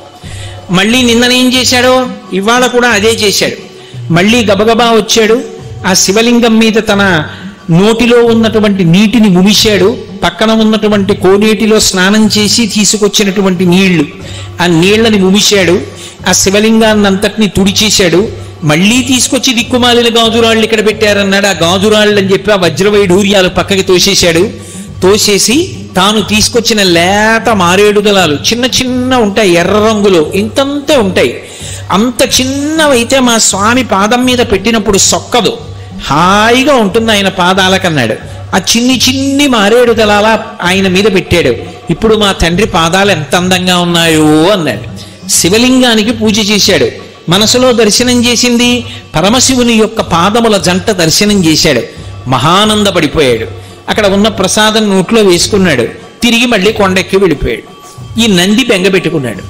ఇలా రోజు నేను పూజ చెయ్యా, ఈ కిరాతుడు వస్తుండా, ఈ వచ్చినటువంటి కిరాతుడు నేను చేసినటువంటి పూజనంతటినీ పక్కకి తోసెయ్యా, మళ్ళీ ఆయన తీసుకొచ్చి ఎంగిలి నీళ్లు ఉముస్తూ ఉండడం, పైగానేమో ఆ గాజురాళ్ళని అన్నిటినీ తీసేయడం, ఇది సరి అయినటువంటి పద్ధతిగా లేదు. ఏం చేస్తే బాగుంటుంది చెప్పమని బ్రాహ్మణుల్ని అడిగాడు. వాళ్ళన్నారు, ఇక్కడ ఊరికి చివరగా శివాలయం ఉన్నటువంటి కారణం చేత కొండ మించి కిరాతుడు దిగి వస్తున్నాడు. కాబట్టి ఇక్కడ శివాలయం ఉంటే ఉపయోగం లేదు, ఇక్కడ శివలింగం ఉంటే ఉపయోగం లేదు. ఇతను ఇలాగే వస్తూ ఉంటాడు. పాపమో పుణ్యమో ఈ శివలింగాన్ని తవ్వేద్దాం, తవ్వేసి నీ ఇంటికి పట్టుకెళ్ళిపోయి నీ ఇంట్లో ప్రతిష్ఠ చేసుకుని అక్కడ పూజ చేద్దాం అన్నారు. సరేనన్నాడు. మరునాడు తెల్లవారుజామునే చీకటి ఇంకా విడవక ముందే వచ్చాడు. తనతో పాటు కొంతమంది కార్మికుల్ని తీసుకొచ్చాడు. గుణపాలతో శివలింగాన్ని తవ్వేశారు, భుజాలకు ఎత్తుకున్నారు, ఇంటికి పట్టుకెళ్ళిపోయారు. వైశ్యుడిది గొప్ప భవనం. ఆ భవనంలో ఒక గది ఏర్పాటు చేశాడు. అందులో వేదిక మీద శంకరుణ్ణి పెట్టాడు. శివ, ఇంకా ఇవాళ నుంచి నీకు ఎంగిలి పూజల బాధ లేదు. ఇక నంది రాడు, ఈ మహాకాలుడు రాడు, హాయిగా నేను పూజ చేస్తాను, దాన్ని స్వీకరించన్నాడు. మధ్యాహ్నం వరకు పూజ చేశాడు. అమ్మయ్య, ఇక కిరాతుడు వచ్చే అవకాశం లేదనుకున్నాడు. సంతోషంగా మహానైవేద్యం పెట్టేశాడు. నీరాజన మంత్ర పుష్పాలు అయిపోయి తలుపేసేసాడు, వెళ్ళిపోయాడు. అక్కడ మహాకాలుడు ఆ కిరాతుడు కొండమించి మధ్యాహ్నం దిగొచ్చాడు. తిన్నగా కోనేటికి వెళ్ళాడు. చక్కగా స్నానం చేసేశాడు. గండూషాంబు రిషీచనం పురరివోర్దివ్యాభిషేకాయతే అంటారు శివానంద లహరిలో. అలా నోటి నిండా పుక్కిటి నిండా నీళ్లు పట్టుకున్నాడు. శివలింగం మీద అభిషేకం చేద్దామని గుళ్ళోకి వచ్చాడు. వచ్చేటప్పటికి శివలింగానికి బదులు పెద్ద గొయ్యి ఉంది. చూశాడు, ఆశ్చర్యపోయి హతాశుడైపోయి చేతిలో ఉన్న ధనస్సు పక్కన పారేసి ఆ మారేడు దళాలు నేల మీద పడేసి కుప్పకూలిపోయాడు. శివ, నేనేదో అపరాధం చేసి ఉంటాను, నువ్వు వెళ్ళిపోయావు. తండ్రి, నువ్వు లేని ప్రదేశం ఎక్కడుంది? నువ్వు లేని ప్రదేశం ఈ లోకంలో లేదు. నువ్విక్కడ లింగాకృతిలో కనపడకపోతే నేను లింగాకృతిని కల్పించుకోలేను అనుకున్నావా? నేను ఎక్కడికో వెళ్ళి శివలింగాన్ని తీసుకొచ్చి ప్రతిష్ఠ చెయ్యగలిగినంత శక్తివంతుణ్ణి కాను. నాలో ఉన్నటువంటి సప్తధాతువులతో శరీరాన్ని, నీకు శివలింగాన్ని నిర్మాణం చేస్తానన్నాడు. కాబట్టి ఇక్కడ శివలింగం లేకపోతే నేనేమి బెంగ పెట్టుకోను. ఈశ్వర, నేనే శివలింగాన్ని తయారు చేసుకుంటాను. ఎక్కడి నుంచో లింగాన్ని తీసుకొచ్చి ప్రతిష్ఠ చేయడం నా వల్ల జరిగే పని కాదన్నాడు. అని ఆ గోతి వంక చూశాడు. ఎలా, దేనితో కప్పాలి? శివ, నీ లింగాన్ని అనేక పదార్థములతో చేస్తారు. బంగారంతో చేస్తారు, వెండితో చేస్తారు, రాగితో చేస్తారు, సీసంతో చేస్తారు, పాదరసంతో చేస్తారు, మృత్తికతో చేస్తారు, మణులతో చేస్తారు. ఇన్నిటికీ ప్రత్యామ్నాయంగా నా శరీరంలో ఉన్నటువంటి అవయవాలు నేను ఎన్ని కొయ్యగలనో అన్ని కోసి వేసేస్తాను, లింగం అయిపోవాలన్నాడు. అని కత్తి తీసి తన కడుపు కోసేసుకున్నాడు. ఆ పైన ఉన్నటువంటి చర్మాన్ని, మాంసాన్ని, కొన్ని ప్రేగులు ముక్కల కింద కోశాడు. కోసి అందులో పడేశాడు. స్పృహ తప్పిపోయాడు. ఇక ఓపిక చాలలేదు, బాధ తాళలేక కింద పడిపోయాడు. కాసేపటికి స్పృహ వచ్చింది. నెత్తురు కారిపోతుండగా చూశాడు. శివ, చాలు, ఇప్పుడు నాకు లింగం కనపడుతోంది. ఈ లింగం మామూలు లింగం కాదు, నా సప్తధాతువులతో నిర్మించుకున్న లింగం అని శంకరుడి యొక్క 2 పాదాలు తన చేతులతో పట్టుకున్నట్టుగా భావన చేశాడు. శివానంద లహరిలో శంకర భగవత్పాదులు అంటారు, కదా వా త్వాం దృష్ట్వా గిరిశతవ భవ్యాంఘ్రియుగళం గృహీత్వా హస్తాభ్యాం శిరసి నయనే వక్షసి వహన్ అని ఆయన అలభ్యాం బ్రహ్మాద్యైః ముదమనుభవిష్యామి హృదయే అంటారు. కదా వా త్వాం దృష్ట్వా గిరిశతవ భవ్యాంఘ్రియుగళం. నేను కూర్చున్నట్లుగా పరమశివుడు కూర్చున్నాడు అనుకోండి. వచ్చి ఎవరో భక్తుడు ఇలా కూర్చుని, శంకరా, మీ పాదాలు నా చేతుల్లో పెట్టండి అన్నాడు అనుకోండి. ఇలా 2 పాదాలు ఎత్తి ఆయన చేతుల్లో పెట్టాను అనుకోండి, ఆయన ఊరుకుంటాడా? ఆ 2 చేతులతో పట్టుకున్న పాదాల వంక చూసి వంగిపోయి ఆ పాదాల మీద ఇలా తల పెడతాడు. పెట్టి ఊరుకుంటాడా? దగ్గరికి జరిగి, స్వామి, మీ కాళ్ళు పైకెత్తి నా తల మీద పెట్టరా అంటాడు. శిరసి తల మీద పెట్టుకుంటాడు. పెట్టుకుని ఇలా 2 చేతులతో పెట్టుకుని నయనే ఆ 2 కాళ్ళు ఇలా చేతులతో పట్టుకుని వేళ్ల చివరి భాగాలు అమ్మ చిన్నప్పుడు పడిశం పడితే కర్పూరం బియ్యం కలిపి పల్చటి గుడ్డలో మూట కట్టి ముక్కు దగ్గర పెట్టి వాసన చూపించి తుమ్మించి పడిశం పోగొట్టినట్టుగా ఆ వేళ్ల చివరి భాగాలు పూల పొట్లాల తిత్తుల్లా ఉంటే వాటిని తీసుకొచ్చి కళ్ళకి ఇలా అద్దుకున్నాడు. ఇటు 5 వేళ్ళు ఇటు 5 వేళ్ళు కళ్ళకి తగిలాయి. శిరసి నయని వక్షసి వహన్. దగ్గరికి జరిగి శంకరుడు యొక్క 2 పాదాలు గుండెల మీద పెట్టుకున్నాడు. అబ్బా తండ్రి, ఎంత చల్లటి పాదాలు! పొంగిపోయాడు. పొంగిపోయి స్ఫుర ఆ బాగా వికసించినటువంటి తామర పూలు ఎలా ఉంటాయో అలా స్ఫుట జల జగంధాన్ పరిమళాన్, ఆ బాగా విచ్చుకున్నటువంటి తామర పువ్వులోకి ఇలా తలపెట్టారనుకోండి, అందులో ఓ చమత్కారం ఉంటుంది. మీరు ఎప్పుడైనా గమనించారో లేదో, తామర పువ్వు బాగా విచ్చుకుంటే ఆ రేకులు ఇలా వంగిపోతాయి ముందుకి. ఆ రేకుల యొక్క మొదట్లో చిన్న చిన్న నీటి బిందువులు ఉంటాయి, మధ్యలో దుద్దు ఉంటుంది. ఆ దుద్దు పైభాగం పసుపచ్చగా ఉంటుంది. దాని మీద సూదితో పెడితే కన్నాలు ఎలా ఉంటాయో అలా కన్నాలుండి పొక్కులు ఎక్కినట్టుగా పొక్కుల్లో ఉంటాయి.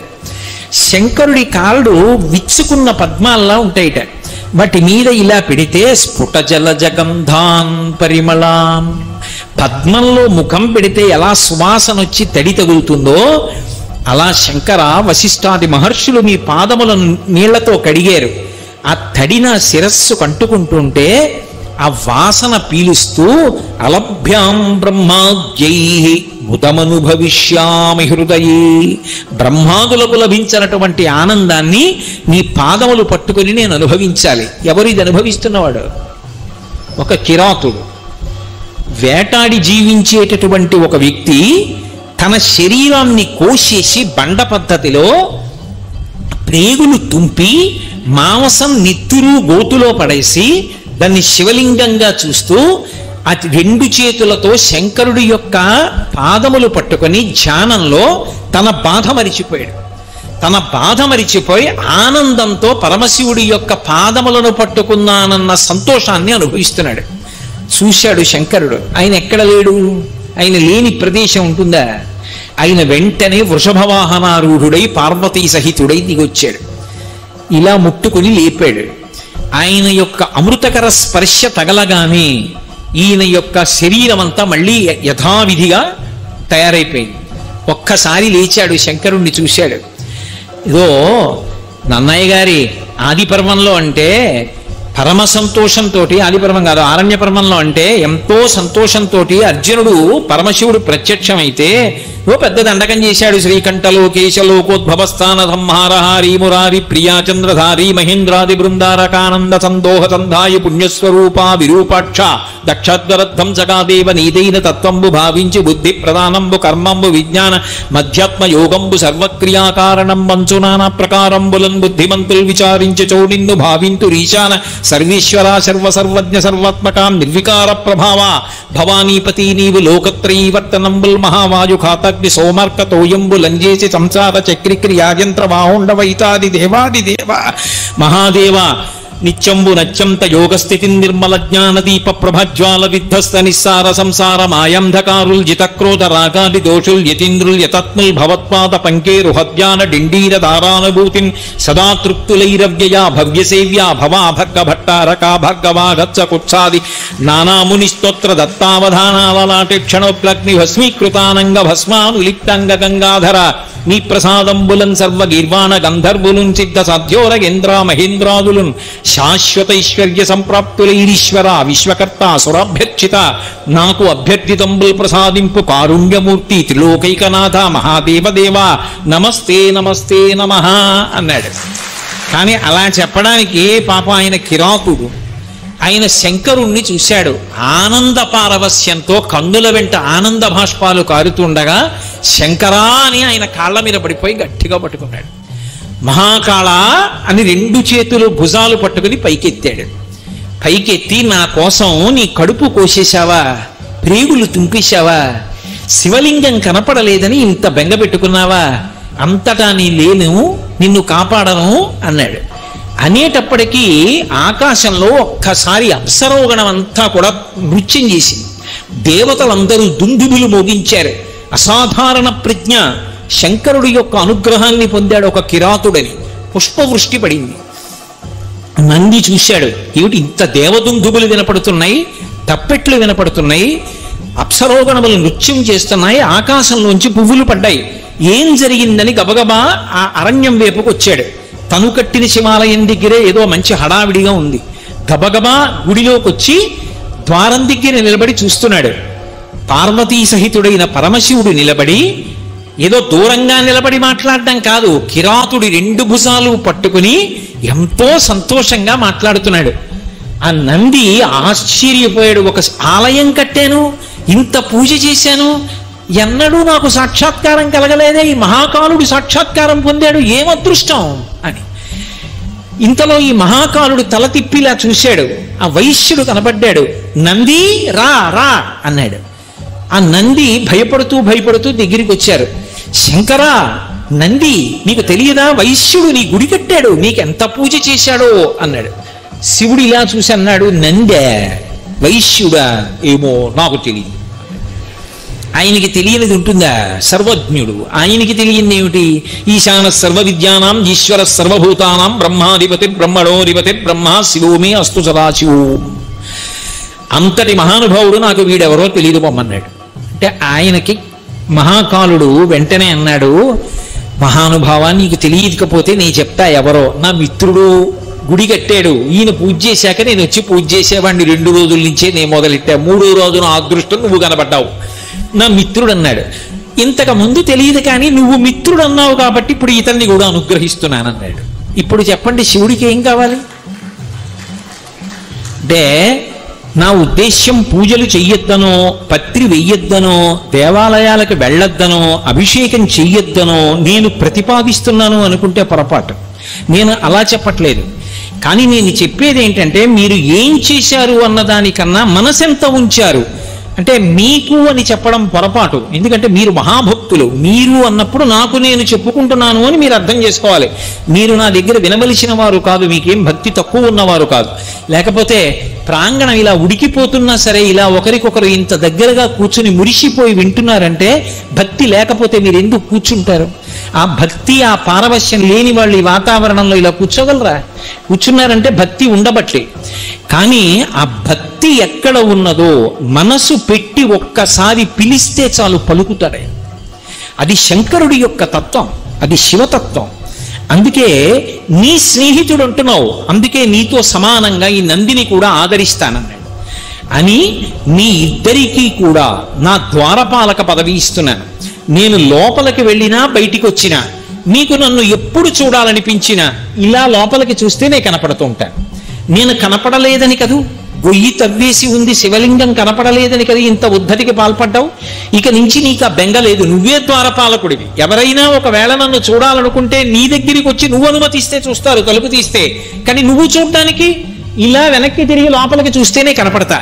నేను బయటికి వెళ్ళాలంటే నా గాలి నీ నుంచి తగులుతూ బయటికి ఎడతా. నేను మళ్ళీ లోపలికి వస్తుంటే మళ్ళీ నీ ముందు నుంచి నేను లోపలికి ఎడతా. వెడుతున్నప్పుడు వస్తున్నప్పుడు ఓసారి ఇలా చూసి అంటుంటా, చాలా ఓయ్ మహాకాళ అంటుంటాను. నీకు ఆనందమా?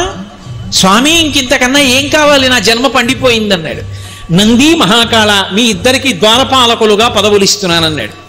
అనగానే నంది 2 వేళ్ళెత్తి అరిచాడు, సదాశివుడు మహాదేవుడు అన్నాడు. అందుకే ఇప్పటికీ ద్వారపాలకుల్లో మహాకాలుడు 2 వేళ్ళెత్తి అరుస్తాడు. వెంటనే నంది 1 వేలెత్తి అరిచాడు, అవును సదాశివుడు మహాదేవుడు అన్నాడు. అందుకని ఆయన 1 వేలెత్తాడు, ఈయన 2 వేళ్ళెత్తాడు. తనని నమ్ముకున్నటువంటి ఒక కిరాతుణ్ణి జరణ మరణాతీత స్థితిని కల్పించి తన ద్వారపాలకుడి పదవి కట్టబెట్టాడు. ఇంతకన్నా శివానుగ్రహం అంటే ఏముంటుంది? పరివారము అన్న మాటకు అర్థం ద్వారపాలకుడి కన్నా గొప్పవాడు ఎవరు? వీళ్ళందరూ ఆలయాల్లో అంతర్హితంగా ఉంటారు. అందుకే ఆలయానికి వెళ్ళి చెయ్యకూడని పనులు కొన్ని ఉంటాయి. ఆలయాలకు వెళ్ళి అపచారం చేయకూడదు, ఉపచారం మాట దేవుడెరుగు. దేవాలయానికి వెళ్ళి లౌకిక ప్రసంగాలు చేయడం, దేవాలయాలకు వెళ్ళి సెల్ ఫోన్లు మాట్లాడడం, దేవాలయాలకు వెళ్ళి స్తంభాలకి గోడలకి ఆనుకుని కూర్చోవడం, దేవాలయంలో ఎక్కడ పడితే అక్కడ నిష్కారణంగా కాలుతో గట్టిగా చప్పుడొచ్చేటట్టుగా తాటించడం, ఇటువంటి పనులు చేయకూడదు. దేవాలయం అనేటటువంటిది ఒక్కరికి సంబంధించిన విషయము కాదు, బాగా జ్ఞాపకం పెట్టుకోండి. అది మనిషిని మనిషిగా బ్రతకడానికి, మనిషి ఆత్మస్థితిని తెలుసుకోవడానికి యోగ్యమైన మహోన్నతమైన కేంద్రం. అటువంటి దాన్ని పాడు చేసేటటువంటి అధికారము లోకమునందు ఎవ్వరికీ లేదు. ఎవరైనా సరే దేవాలయ వ్యవస్థని రక్షించడానికే ప్రయత్నించాలి తప్ప దేవాలయ వ్యవస్థని పాడు చేసేటటువంటి ప్రయత్నం చేయకూడదు.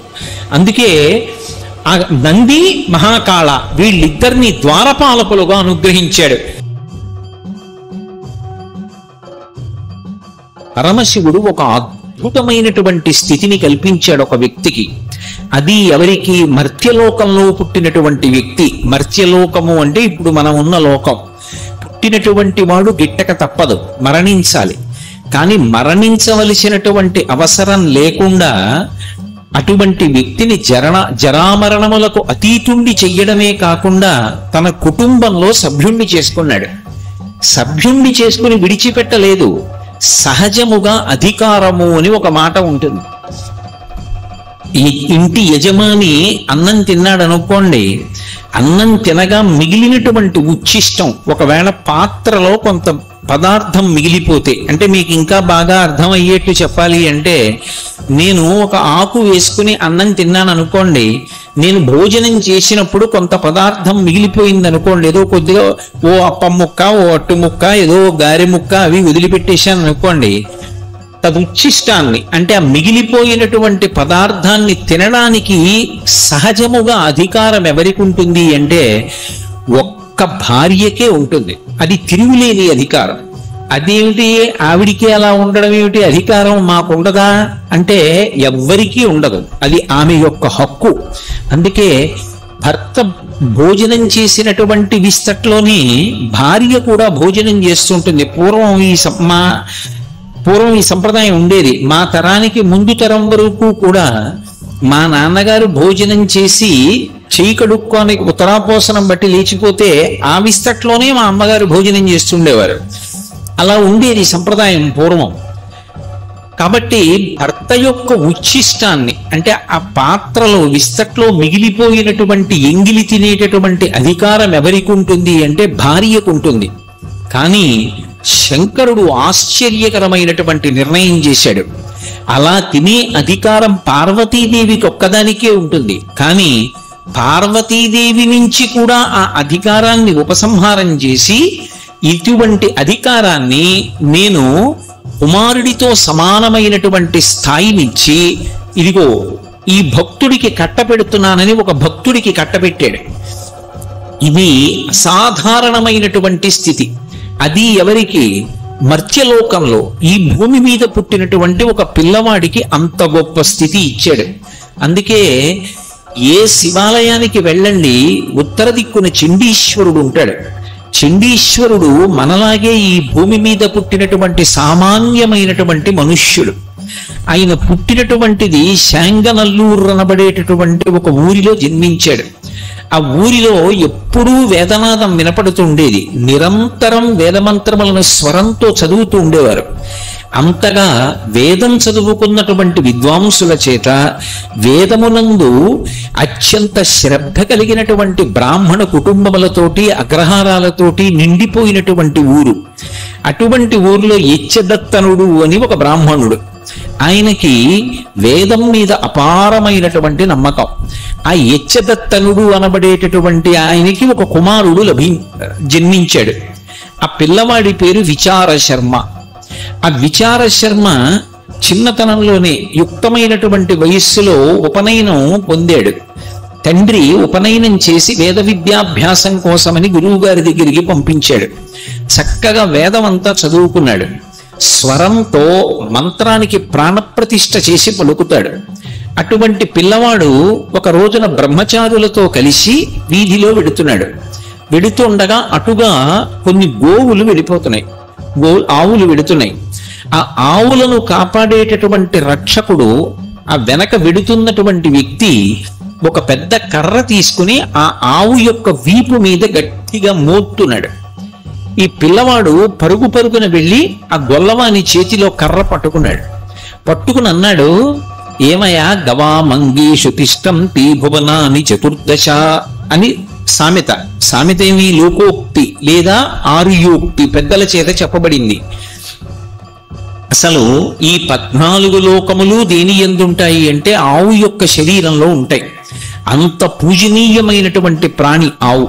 అటువంటి ఆవుని పట్టుకొని కర్ర పెట్టి కొడుతున్నావే, దీని చేత విశేషమైనటువంటి పాపాన్ని సంతరించుకోవట్లేదా? ఎందుకు కొడతావు ఆవుని? విడిచిపెట్టు. నీకు అసలు ఆవుని పోషించడం రాదు. ఆవుని ఎంత పవిత్రంగా చూడాలో, ఆవుని ఎలా కాపాడాలో, ఆవుకి ఎలా మేత పెట్టాలో నీకు తెలియలేదు. కాబట్టి నువ్వు విడిచిపెట్టేసేయి. ఇవాళ నుంచి ఈ గోవులన్నిటినీ కూడా నేను పొలానికి తీసుకెళ్లి కడుపు నిండా మేపి తీసుకొస్తానన్నాడు. అంతగా వేదం చదువుకున్నటువంటి ఆ పిల్లవాడు చేసినటువంటి అభ్యర్థనని తిరస్కరించలేక ఆ గొల్లవాడు ఆ ఆవుల మందని ఈ పిల్లవాడికి అప్పచెప్పాడు. పిల్లవాడు తండ్రి యొక్క అనుమతి తీసుకుని ప్రతిరోజు ఈ గోవులన్నింటినీ తీసుకెళ్లి పొలంలో మేపుతూ ఉండేవాడు. ఆవులు మేస్తుండేవి, ఈమెమో వేద మంత్రాలన్నింటినీ ఆమ్నాయం చేస్తూ ఉండేవాడు. ఆ ఆవులు ఎంతో ప్రీతి చెందాయి. ఆ వేదంలో చెప్పబడినటువంటి మంత్రభాగాన్ని విని ఆనందించినటువంటి ఆ గోవుల యొక్క సమూహం ప్రతిరోజు కూడా ఒక వరుస క్రమంలో ఆవులన్నీ విచార శర్మ దగ్గరికి వచ్చి పాలు విడిచిపెడుతుండేవి. ఆవు పాలు నిష్కారణంగా పోవడం ఎందుకు అని ఈ పిల్లవాడు కొన్ని కుండలు తీసుకొచ్చి అక్కడ పెడితే ఒక్కొక్క ఆవు వచ్చి దాని పొదుగు కుండ మీదకు వచ్చేటట్టుగా నిలబడి శిరమలలోంచి తమంత తాముగా పాలు స్రవించి కుండలు నింపి వెళ్ళిపోతుండేవి. ఈ పిల్లవాడు ఈ పాలన్నింటినీ కూడా తీసుకెళ్లి ఒక చోట పెట్టి ఆ ఇసుకలోనే ఒక దేవాలయం కట్టేవాడు. ఇసుకలో దేవాలయం కట్టడం మీరు చూసి ఉంటారు. ఇక్కడే ఏలూరు పక్కనే తమ్మిలేరు అని చెప్పి ఒక ఏరు ఉంది. చిన్నప్పుడు మేమందరం ఆ ఏట్లో ఆడుకున్న వాళ్ళమే. పాదం అందులో పెట్టి దాని మీద తడి ఇసుక వేసి గట్టిగా నొక్కితే అది ఏదో ఒక ఇల్లు కట్టినట్టుగా ఏర్పడుతుంది.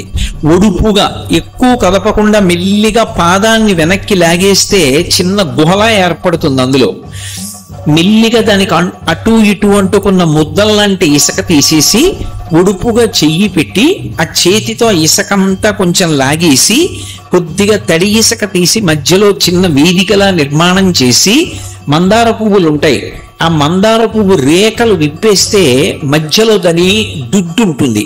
ఆ దుడ్డు లోపల తెల్లగా శివలింగాకృతిలో ఒక చిన్న పలుకు ఉంటుంది. ఆ పలుకు తీసి జిగురుగా ఉంటుంది.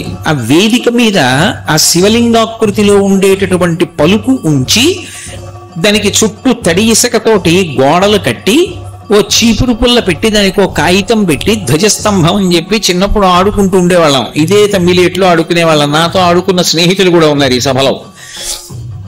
కాబట్టి అది పెద్ద విశేషం కాదు. ఏటి ఒడ్డున ఉన్నవాళ్ళు, నదీ తీరంలో ఉన్నవాళ్ళు, సముద్రపు ఒడ్డున ఆడుకునేవాళ్ళు ఇటువంటివి చేస్తూ ఉంటారు. విచార శర్మ ప్రతిరోజు అలా ఒక దేవాలయాన్ని నిర్మాణం చేసేవాడు. అక్కడ కుండలు పెడితే ఆవులు తీసుకొచ్చి పాలు విడిచిపెట్టేవి. సైకత లింగం చేసేవాడు. ఇసుకతో శివలింగాన్ని చేసి మైమరచిపోయి పరమానందంతో, నేను ఉపన్యాసం ప్రారంభించినప్పుడు శంకర భగవత్పాదుల యొక్క శ్లోకాన్ని ఉటంకించానే, ఆనందాశ్రుభిరాతనోతి పులకం నైర్మల్యతశ్చాదనం వాచా శంఖముఖస్థితైశ్చ జఠరాపూర్తిం చరిత్రామృతై రుద్రాక్షైర్భసితేన దేవ వపుషో రక్షాం భవద్భావనా పర్యంకే వినివేశ్య భక్తి జననీం భక్తార్భకం రక్షతి. పరమభక్తితో ఆ పాలు చేత్తో పట్టుకొని వేదమంత్రాలు చదువుతూ అక్కడ ఉన్నటువంటి సైకత లింగంలో పరమశివుణ్ణి దర్శనం చేస్తుండేవాడు. ఈ పాలు సన్నటి ధార పోస్తూ నమస్తే అస్తు భగవన్ విశ్వేశ్వరాయ మహాదేవాయ త్రయంబకాయ త్రిపురాంతకాయ త్రికాగ్నికాలాయ కాలాగ్నిరుద్రాయ నీలకంఠాయ మృత్యుంజయాయ సర్వేశ్వరాయ సదాశివాయ శ్రీమన్మహాదేవాయ నమః అంటూ పోస్తూ పరవశించిపోతుండేవాడు. ఈ స్వరంతో కూడుకున్న వేదమంత్రాలన్నీ వింటూ ఆవులన్నీ మేత మేస్తుండేవి. ఇలా కొంతకాలం అయిపోయింది. ఎవరో అసలు దానిలో ఉన్నటువంటి వైభవాన్ని తెలుసుకోలేని నా వంటి అమాయకుడు ఒకడో ఆ దారిని వెళ్ళిపోతున్నాడు.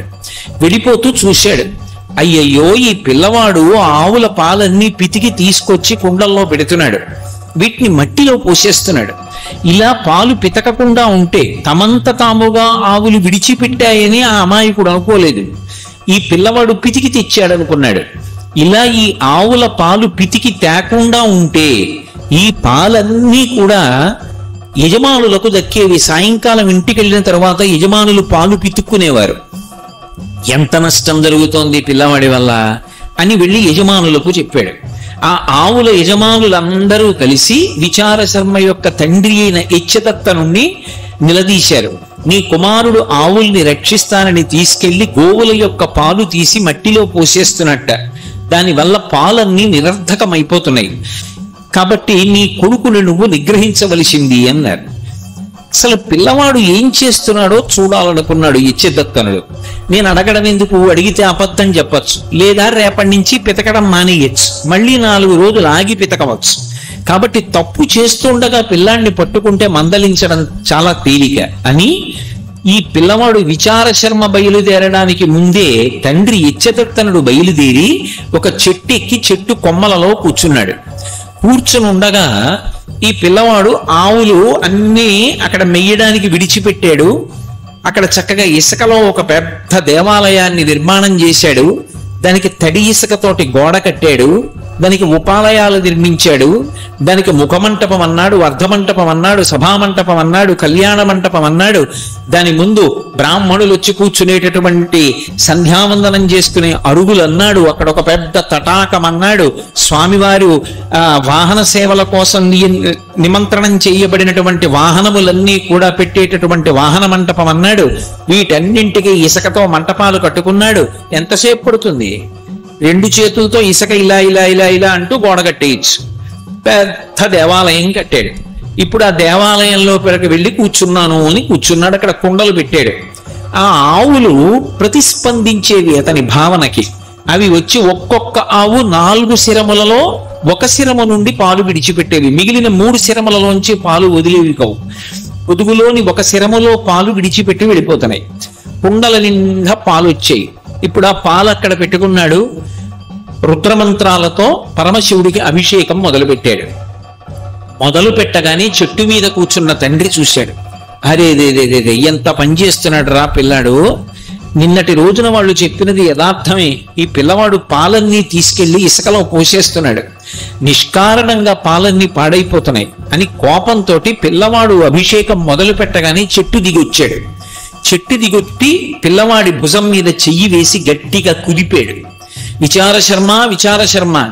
కానీ ఆ పిల్లవాడు తదేక నిష్టలో చదవడం నోటికి అలవాటైపోయింది కాబట్టి నోరు స్వరంతో మంత్రం చెప్తోంది. కానీ ఆయన మనస వాచ కర్మణ పూర్తిగా శివభక్తిలో మునిగిపోయి ఉన్నాడు. అతనికి ఆ సైకత లింగంలో పరమశివుడు ప్రత్యక్షం అవుతున్నాడు. పరమానందంతో ఆవు పాలు పోస్తూ అభిషేకం చేస్తున్నాడు. తండ్రి పిలిచినా కుదిపినా పలకలేదు. ఆ తండ్రికి ఎక్కడ లేని కోపం వచ్చింది. ఈ పిల్లవాడు పిలిస్తే పలకట్లేదని కాలుతో అక్కడ ఉన్నటువంటి ఆవు పాల కుండని ఒక్క తన్ను తన్నాడు. కుండ బద్దలైపోయి ఆవు పాలన్నీ కింద పడిపోయి అక్కడ ఉన్నటువంటి ఆ దేవాలయాన్ని ఇసుకతో కట్టినటువంటి దాన్ని ఒక్క తన్ను తన్నాడు. ఆలయం అంతా భిన్నమైపోయి ఇసుక చిమ్ముకుపోయింది. పిల్లవాడు ఇలా పక్కకి తిరిగి చూశాడు. కాలు కనపడింది. ఇది తండ్రి పాదమే గుర్తించాడు. అయినా మహాపరాధం చేశాడు. పరమశివుడికి అభిషేకం చేయడానికి తీసుకొచ్చినటువంటి ఆవు పాల కుండ భిన్నం చేశాడు. అక్కడతో ఊరుకోకుండా ఆకాలితోటే శివాలయాన్ని ధ్వంసం చేశాడు. నా తండ్రి రక్షింపబడాలి అంటే ఆ కాలు తెగిపోవడం వినా మార్గం లేదు. నా తండ్రిని రక్షించుకోవడానికి, ఈ అపరాధం నుంచి గట్టెక్కించడానికి ఏ కాలుతో ఆవు పాల కుండని ఇసుకతో కట్టిన దేవాలయాన్ని తన్నాడో ఆ కాలు నేను నరికేస్తానని అక్కడ ఉన్నటువంటి గొడ్డలిని ఒకదాన్ని తీసి తండ్రి కాలి మీద విసిరాడు. ఆ గొడ్డలి తగిలి తండ్రి కాలు తెగిపోయి రక్తధారలు కారిపోతుండగా తండ్రి కింద పడి శరీరం విడిచిపెట్టాడు. పశ్చాత్తాపడకుండా శివ ఇంత అపరాధం చేశాడు, నా తండ్రి క్షమించమని శివుడికి విజ్ఞాపన చేశాడు. పరమశివుడు అతని యొక్క భక్తికి కదిలిపోయాడు. ఇది శంకర భగవత్పాదులు అంటారు. గభీరే కాసారే విశతి విజనే ఘోర విపినే విశాలే శైలీచ భ్రమతి కుసుమార్థం జడమతి సమర్పే చేత సరసిజముమానాదభవతే సుఖేనావస్థాతుం జన ఇహ న జానాతి కిమహో అంటారు. మనసార దర్శనం చేస్తూ ఆయన పాదముల మీద ఒక్క మారేడు దళం వేస్తే చాలు పరమ సంతోషాన్ని పొందుతాడు. ఆయన కానిది, ఆయన ఇవ్వనిది లోకంలో ఏముంది కనుక ఆ విచార శర్మ యొక్క అపారమైనటువంటి భక్తికి పరవశించినటువంటి శంకరుడు పార్వతీ సహితుడై వృషభవాహనారూఢుడై భూమి మీదకి దిగాడు. దిగి ప్రత్యక్షమయ్యాడు. వెంటనే విచార శర్మ లేచాడు, స్తోత్రం చేశాడు. అడగకుండా పరమశివుడు వరం ఇచ్చాడు. ఇక నుంచి నా గణములలో ఒక గణానికి నిన్ను అధిపతిని చేస్తున్నాను. నీ పేరు చండీశ్వరుడు అని పిలుస్తారు. ఈశ్వర శబ్దంతో పిలవబడతావు. నంది ఎలా నందీశ్వరుడు అనిపించుకున్నాడో నువ్వు చండీశ్వరుడు అనిపించుకుంటావు. నీవు ఎప్పుడూ నా దగ్గర ఉంటావు. నేను కట్టుకుని విప్పినటువంటి బట్టలు, నేను ధరించి విడిచిపెట్టినటువంటి ఆభరణములు, నేను తినగా మిగిలినటువంటి ఉచ్ఛిష్టము అంటే ఆ శేషము మిగిలిపోయినటువంటి పదార్థము నీకు మాత్రమే దక్కుతాయి. ఇక పైన ఎవ్వరూ కూడా వాటిని తీసుకోవడానికి వీల్లేదు. అవి నీకు మాత్రమే దక్కుతాయని చెప్పి వరం ఇచ్చాడు. అందుకే ప్రతి శివాలయంలోనూ ఉత్తర దిక్కున చండీశ్వర స్థానం ఉంటుంది. చిన్న గుడి ఉంటుంది. అందులో చండీశ్వరుడు ఎప్పుడు యోగనిష్టలో ఉంటాడు. ఆయన పద్మాసనం వేసుకొని హృత్పద్మమునందు మనసులో ఆ పార్వతీ పరమేశ్వరుల దర్శనం చేస్తూ రమిస్తూ ఉంటాడు. మనం ఒక కొబ్బరికాయ శివాలయానికి పట్టుకెళ్ళాం అనుకోండి, ఆ కొబ్బరికాయ కొట్టి 2 చెక్కలు ఈశ్వరుడికి నైవేద్యం పెట్టి మనకి ప్రసాదంగా సగం ఇస్తారు. ఓ కొబ్బరి చెక్క ఇస్తారు, కాసిన అరటిపళ్ళు ఇస్తారు. ఇస్తే వాటిని తిన్నగా ఇంటికి తెచ్చుకోకూడదు. శివుడి యొక్క నిర్మాల్యాన్ని ప్రసాదాన్ని విడిచిపెట్టేయకూడదు. చాలా మంది తెలిసి తెలియక ఒక మాట అంటుంటారు, శివాలయం నుంచి ప్రసాదం తెచ్చుకోకూడదు అంటుంటారు. బాగా వినండి, శివాలయం నుంచి ప్రసాదం పట్టికెళ్ళి తీరాలి ఇంటికి. దాన్ని గోడ మీద పెట్టేయడం, నంది దగ్గర పెట్టేయడం అటువంటి పిచ్చి పనులు చేయకూడదు. ప్రసాద తిరస్కారము బహుదోషము. ప్రసాదాన్ని తిరస్కరించకూడదు. అందుకే అన్నవరం సత్యనారాయణ స్వామి కథలో ప్రసాదాన్ని తీసుకోకుండా ఆ పిల్ల భర్తని చూడ్డానికి వెడితే పడవ మునిగిపోతుంది.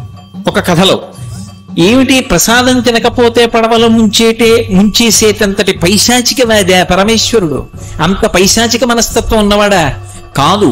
ప్రసాదము అంటే అనుగ్రహము, ఈశ్వరానుగ్రహము ప్రసాదం రూపంలో లోపలికి వెళ్ళి అందులో 6వ వంతు మనస్సుగా మారి మనకున్నటువంటి సమస్యలకి కావలసినటువంటి పరిష్కారం అదే మనసులో బుద్ధి నిర్ణయించి ప్రచోదనం చేస్తుంది. ఆ ప్రసాదం లోపలికెడితే సమస్యకి పరిష్కారం లోపల పుడుతుంది.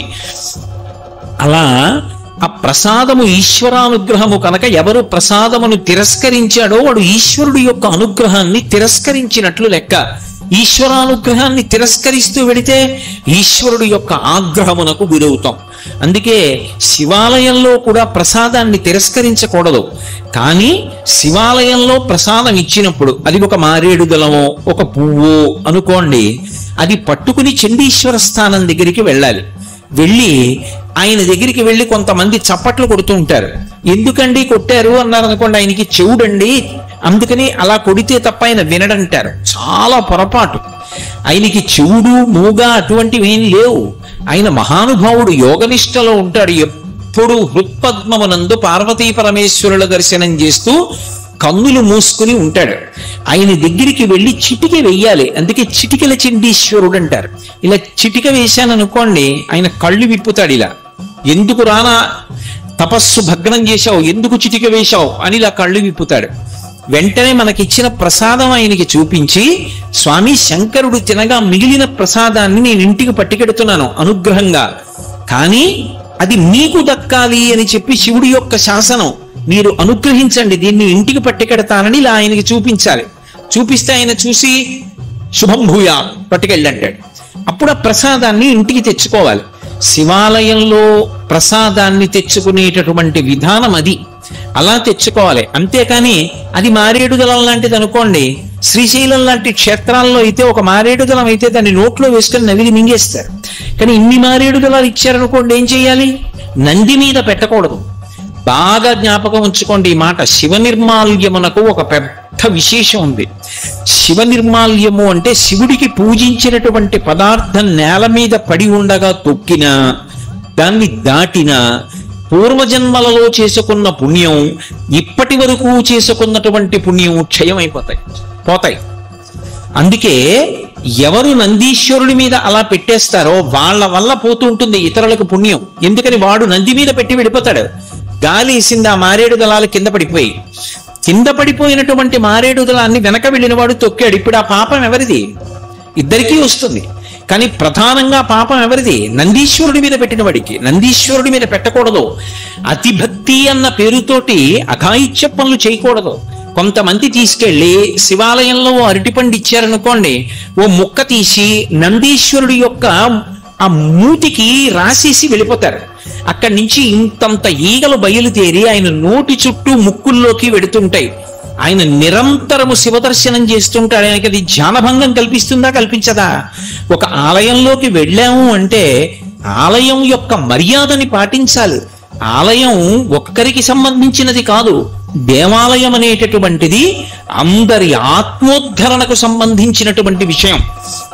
ఆలయం విషయంలో అందరూ సంతోషపడేటట్టు, అందరూ ఉద్ధరణ పొందేటట్టు ప్రవర్తించాలి తప్ప ఆలయ వ్యవస్థ యొక్క పవిత్రత పాడయ్యేటట్టుగా ఏ ఒక్కరూ ప్రవర్తించడానికి అధికారము పొంది ఉండరు. అందుకే నంది మీద పెట్టకూడదు ఎప్పుడు నిర్మాల్యాన్ని. చండీశ్వరుడి దగ్గరికి వెళ్ళి చూపించాలి.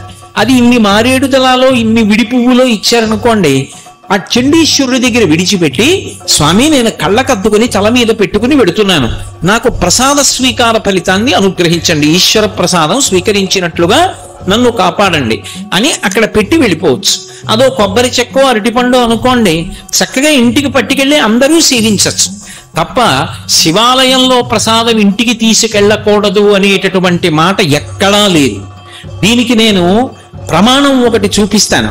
శంకరాచార్యుల వారు సౌందర్యలహరిలో ఒక శ్లోకం చేశారు. అందులో ఒక నాటకీయ సన్నివేశాన్ని చూపిస్తూ చండీశ్వరుని యొక్క వైభవాన్ని వర్ణించారు. అందులో ప్రణీజిత్వా దైత్యానపహృత శిరస్త్రైః కవచిభిః నివృత్యై చండాంశస్త్రిపురహర నిర్మాల్య విముఖైః విశాఖేంద్రోపేంద్రో అని ఆ శ్లోకం చేస్తూ ఆయన అంటారు, విలీయంతే మా తత్తవ వదన తాంబూల కబళాః అంటారు. ఒకానొకప్పుడు రాక్షసుల మీదకి యుద్ధానికి వెళ్ళారు దేవతలందరూ. దేవతలకి నాయకత్వం ఎవరు వహిస్తారు అంటే దేవతా సైన్యమునకు నాయకుడు సర్వసైన్యాధిపతి సుబ్రహ్మణ్యేశ్వర స్వామి వారు. అందుకని సుబ్రహ్మణ్యుడిది నాయకత్వం. ఆయన నాయకత్వంలో వెళ్ళినప్పుడు రాక్షసుల్ని చంపడానికి ఆయన ఉపయోగించేటటువంటి ఆయుధం శూలం. ఆ శూలంకి పేరు శక్తి. అందుకే ఇప్పటికీ ద్రవిడ దేశంలో శక్తివేల్ అని పేరు పెట్టుకుంటారు. వేల్ అంటే ఆయుధం, వేలాయుధన్ అని వాళ్ళు పేరు కూడా పెట్టుకుంటారు. ఆ సుబ్రహ్మణ్యుడి చేతిలో ఉన్నటువంటి శూలమే పేరుగా ఉంటారు వాళ్ళు. అటువంటి ఆయుధం అమ్మవారి యొక్క స్వరూపం అది. ఇప్పుడు ఈ ఆయుధాన్ని పట్టుకుని సుబ్రహ్మణ్యేశ్వర స్వామి వారు రాక్షసులందరినీ సంహరించి దేవతలకి జయాన్ని సాధించారు. దేవతలకి ఉపద్రవం వస్తే దేవతలకు అందరికీ కూడా పరిపాలకుడు ఇంద్రుడు. ఇంద్రుడికి తమ్ముడు ఉపేంద్రుడు. ఉపేంద్రుడు అంటే వామనమూర్తి. వామనమూర్తిగా వచ్చిన వారు శ్రీ మహావిష్ణువు. వీళ్ళు ముగ్గురు ఎప్పుడూ కూడా దేవతా సైన్యాల్ని రక్షించి రాక్షసుల్ని పరిమారుస్తుంటారు. అందుకే విశాఖేంద్రోపేంద్రో శశి విశిత కర్పూర శకలాహ అన్నారు. వీళ్ళు ముగ్గురు రాక్షసుల మీదకి యుద్ధానికి వెళ్ళారు. యుద్ధానికి వెళ్ళి యుద్ధంలో గెలిచారు. పరిగెత్తుకుంటూ వచ్చారు. ఎవరికి చెప్పాలి ఈ వార్త? తల్లిదండ్రులు ఇద్దరు పార్వతీ పరమేశ్వరులు పరిగెత్తుకుంటూ ఇంటికి వచ్చారు. ఆ వచ్చి తొందరగా వెళ్ళి చెప్పాలి. ఆ గెలవడానికి కావలసిన శక్తి అంతా ఎక్కడి నుంచి వచ్చింది? ఆదిశక్తి అమ్మవారు. అమ్మవారి నుంచి వచ్చింది. అమ్మవారి దగ్గరికి పరిగెత్తుకెళ్ళి చెప్పాలి, అమ్మ అమ్మ నీ అనుగ్రహంతో గెలిచాను రాక్షసుల్ని అని చెప్పాలి. అమ్మ దగ్గరికి పరిగెత్తుకెళ్ళాలంటే రణీజిత్వా దైత్యానపహృత శిరస్త్రైః కవచిభిః. వాళ్ళు శిరస్త్రాణాలు పెట్టుకున్నారు. శిరస్త్రాణాలు అంటే మీకు తేలిగ్గా అర్థం అవ్వాలంటే హెల్మెట్లు అనుకోండి. యుద్ధంలో వాడేటటువంటి శిరస్త్రాణం, శిరస్సును రక్షించుకోవడానికి పెట్టుకుంటారు, లోహంతో తయారు చేసినవి. అవి తీసి పక్కన పెట్టేశారు. కానీ కవచం విప్పుకోవాలంటే చాలా సమయం పడుతుంది. ఎందుకంటే అది చాలా గట్టి లోహంతో చేస్తారు. అదేమి మామూలు బట్టతో చేసింది కాదు. లోహంతో చేసి ఇనుము, ఉక్కు మొదలైన వాటితో చేసిన గుండీలు ఉంటాయి. వాటిని ఎంతో జాగ్రత్తగా అందులోకి పొదివి మిలి తిప్పుతారు.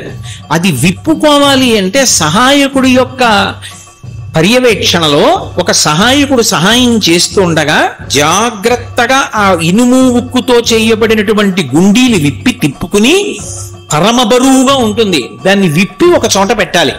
అంతసేపు ఆగుదామంటే కుదరదు. ఎందుకని? గబగబా పరిగెత్తుకెళ్ళి అమ్మవారికి చెప్పాలి, అమ్మ మేము విజయం సాధించామని.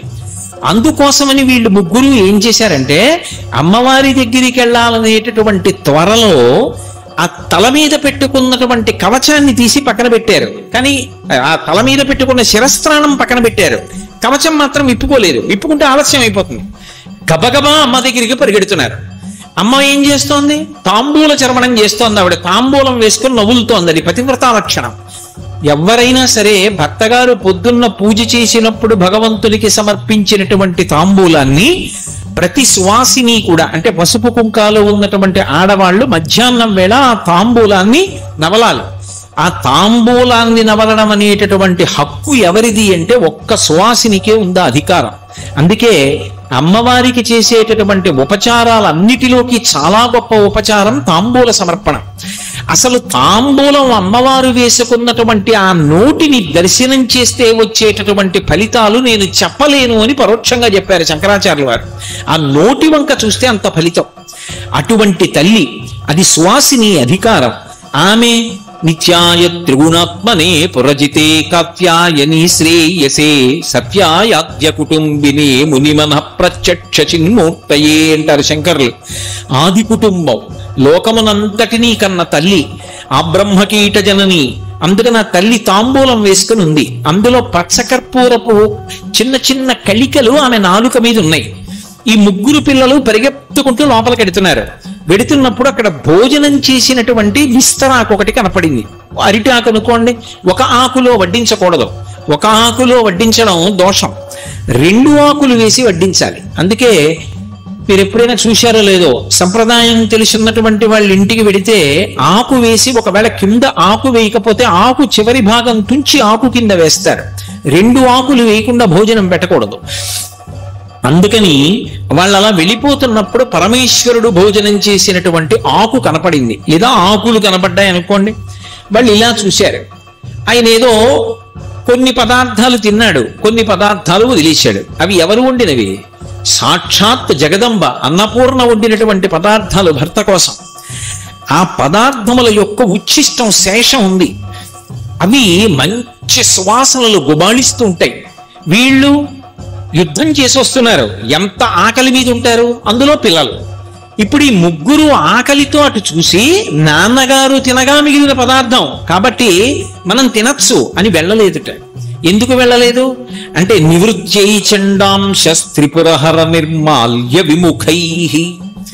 త్రిపురాసుర సంహారం చేసినటువంటి మహానుభావుడైనటువంటి శంకరుడు తన భార్య తన బిడ్డలు తినడానికి సహజంగా అధికారం ఉంటే కాదు అని చండీశ్వరుడికి ఇచ్చాడు అధికారం. నేను తినగా మిగిలిన పదార్థాన్ని ఓ చండీశ్వరుడా నువ్వు తినవచ్చు అని అధికారం ఇచ్చాడు. ఇంకెవరికీ అధికారం లేదని. అందుకని ఒకవేళ ఇలా చూసి అబ్బా ఎంత బాగున్నాయో అన్నారనుకోండి, మనసుతో తిన్నట్టు. అందుకని వాళ్ళు అసలు దాని వంక చూడకుండా ఇలా తల తిప్పేసుకున్నారట. నివృత్యై చండాంశ త్రిపురహర నిర్మాల్య విముఖై విశాఖేంద్రోపేంద్రో శశి విశద కర్పూర శకలాః విలీయంతే మాతస్తవ వదన తాంబూల కబళాః.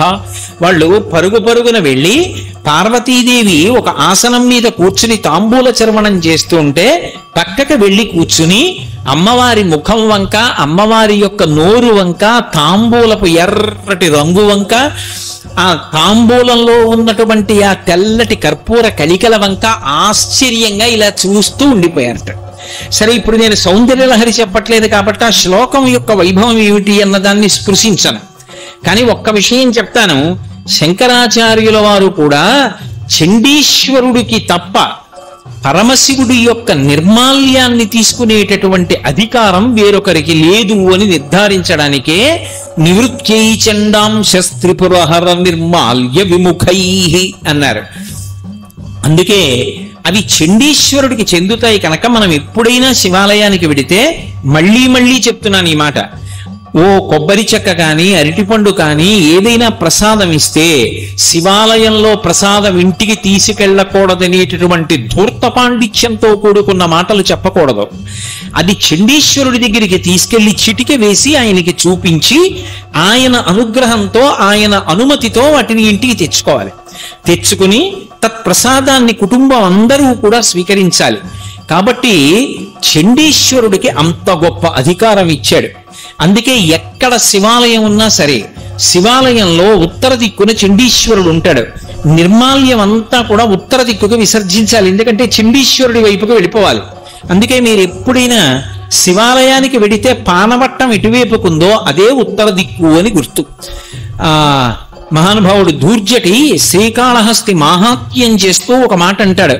ఉదయగ్రావము పానవట్టము అభిషేకో తత్ప్రవాహంబు వార్ధి ధరిధ్వంతము ధూపధూమము జలదీప ప్రభారాశి కౌముది తారానిబహంబులద్భుత సుమంబులుగా తమోదూత సఖ్యతమై సీత గభస్తి బింబ శివలింగం ఒప్పి ప్రాచీదిశన్ అంటాడు. దేవతలు చేసినటువంటి అభిషేక జలాలన్నీ ఉత్తర దిక్కున సముద్రంగా పడిపోయాయి అంటాడు. శివ నిర్మాల్యం అంతా కూడా ఉత్తర దిక్కుగా విసర్జిస్తారు. పూజ మొదలు పెట్టగానే ఉత్తర దిక్కుగా నిర్మాల్యం తీస్తారు. కారణం ఏమిటంటే అది చండీశ్వరుడికి దక్కాలి అని. ఎవరైనా లోకంలో ఆ హక్కుని వేరొకరికి ఇచ్చేటటువంటి అధికారం లేదు. నేను భోజనం చేస్తే నేను భోజనం చేసినటువంటి పాత్రలో మిగిలినటువంటి పదార్థాన్ని నేను ఇవ్వకపోయినా సరే తినేటటువంటి అధికారం సహజంగా ఎవరిది అంటే నా ఇల్లాలి, నా భార్యది సహజమైన అధికారం. ఆమె నన్ను అడగక్కర్లేదు. నేను విడిచిపెట్టిన ఉచ్ఛిష్టాన్ని తాను తినచ్చు. కానీ ఒక్క శంకరుడు మాత్రం లోకములకన్నింటికీ అధినాయకుడైనప్పటికీ మాతాచ పార్వతీదేవి పితాదేవో మహేశ్వర అని లోకములకంతటికీ తండ్రి అయినప్పటికీ పార్వతీదేవికి సహజంగా ఉండవలసినటువంటి అధికారాన్ని కాదని తను తినగా మిగిలినటువంటి పదార్థాన్ని తినేటటువంటి అధికారాన్ని చండీశ్వరుడికి కట్టబెట్టి చండీశ్వరుణ్ణి తన కుటుంబంలో ఒక సభ్యుడిగా చేసుకున్నాడు. అంటే పరమశివుని యొక్క అనుగ్రహము, ఆయన ఔదార్యము ఎంత స్థాయిలో ఉంటుందో ఎవరు ఊహించలేరు. అందుకే శివుడికి ఒక నామం ఉంది, పటవే నమః అని. అంటే దానికి అర్థం ఏమిటంటే ఆయన ఏమివ్వగలడు అంటే ఆయన ఇది ఇవ్వగలడు అని చెప్పడం ఎవ్వరూ కూడా చెప్పలేనటువంటి స్థితి. ఆయన ఏదైనా ఇవ్వగలడు.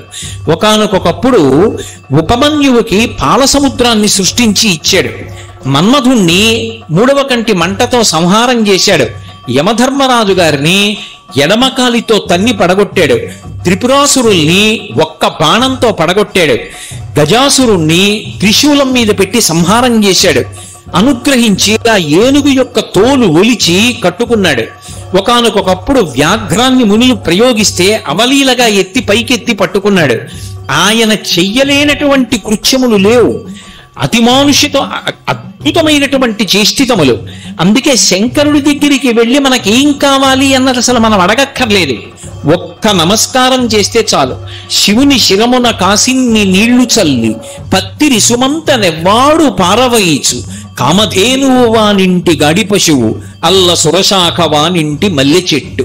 ఇలా అభిషేకం చెయ్యక్కర్లేదుట. పట్టికెళ్ళి ఇలా నీళ్లు ఇలా చిమ్మాడు ఆయన మీద.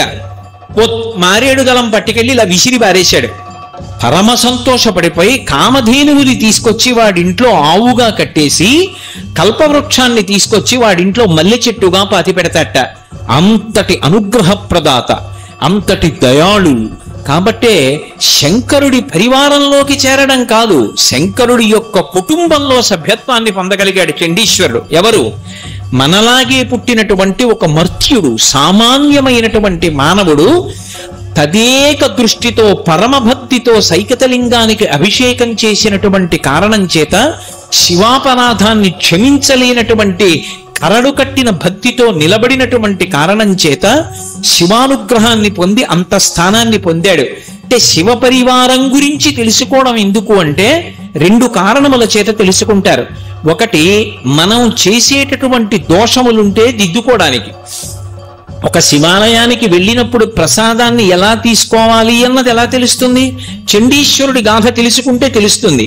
2, శంకరుడు ఎంత ఉదార హృదయుడు, శంకరుడు దేన్నైనా ఎంత అవలీలగా ఇచ్చేస్తాడు. ఇది ఇవ్వడమా ఇది ఇవ్వకపోవడమా అనేటటువంటి అరమరిక లేనివాడు అన్న సత్యం ఆయన యొక్క పరివారానికి సంబంధించినటువంటి విశేషాన్ని తెలుసుకున్నప్పుడు అర్థమవుతుంది. అంతటి మహానుభావుడు. అందుకే ప్రతి శివాలయంలో కూడా ఉత్తర దిక్కున చండీశ్వరుడు ఉంటాడు. చక్కగా చండీశ్వరుడికి నమస్కరించి చిటిక వేసి ఆయనకి ప్రసాదాన్ని చూపించి ఇంటికి పట్టుకెళ్ళి దాన్ని కుటుంబం అంతా స్వీకరించి పరమశివుని యొక్క పరిపూర్ణమైనటువంటి. కాబట్టి శివాలయము, శివానుగ్రహము, శివ దర్శనము అంత గొప్పవి. సర్వం శ్రీ ఉమామహేశ్వర పరబ్రహ్మార్పణమస్తు. స్వస్తి.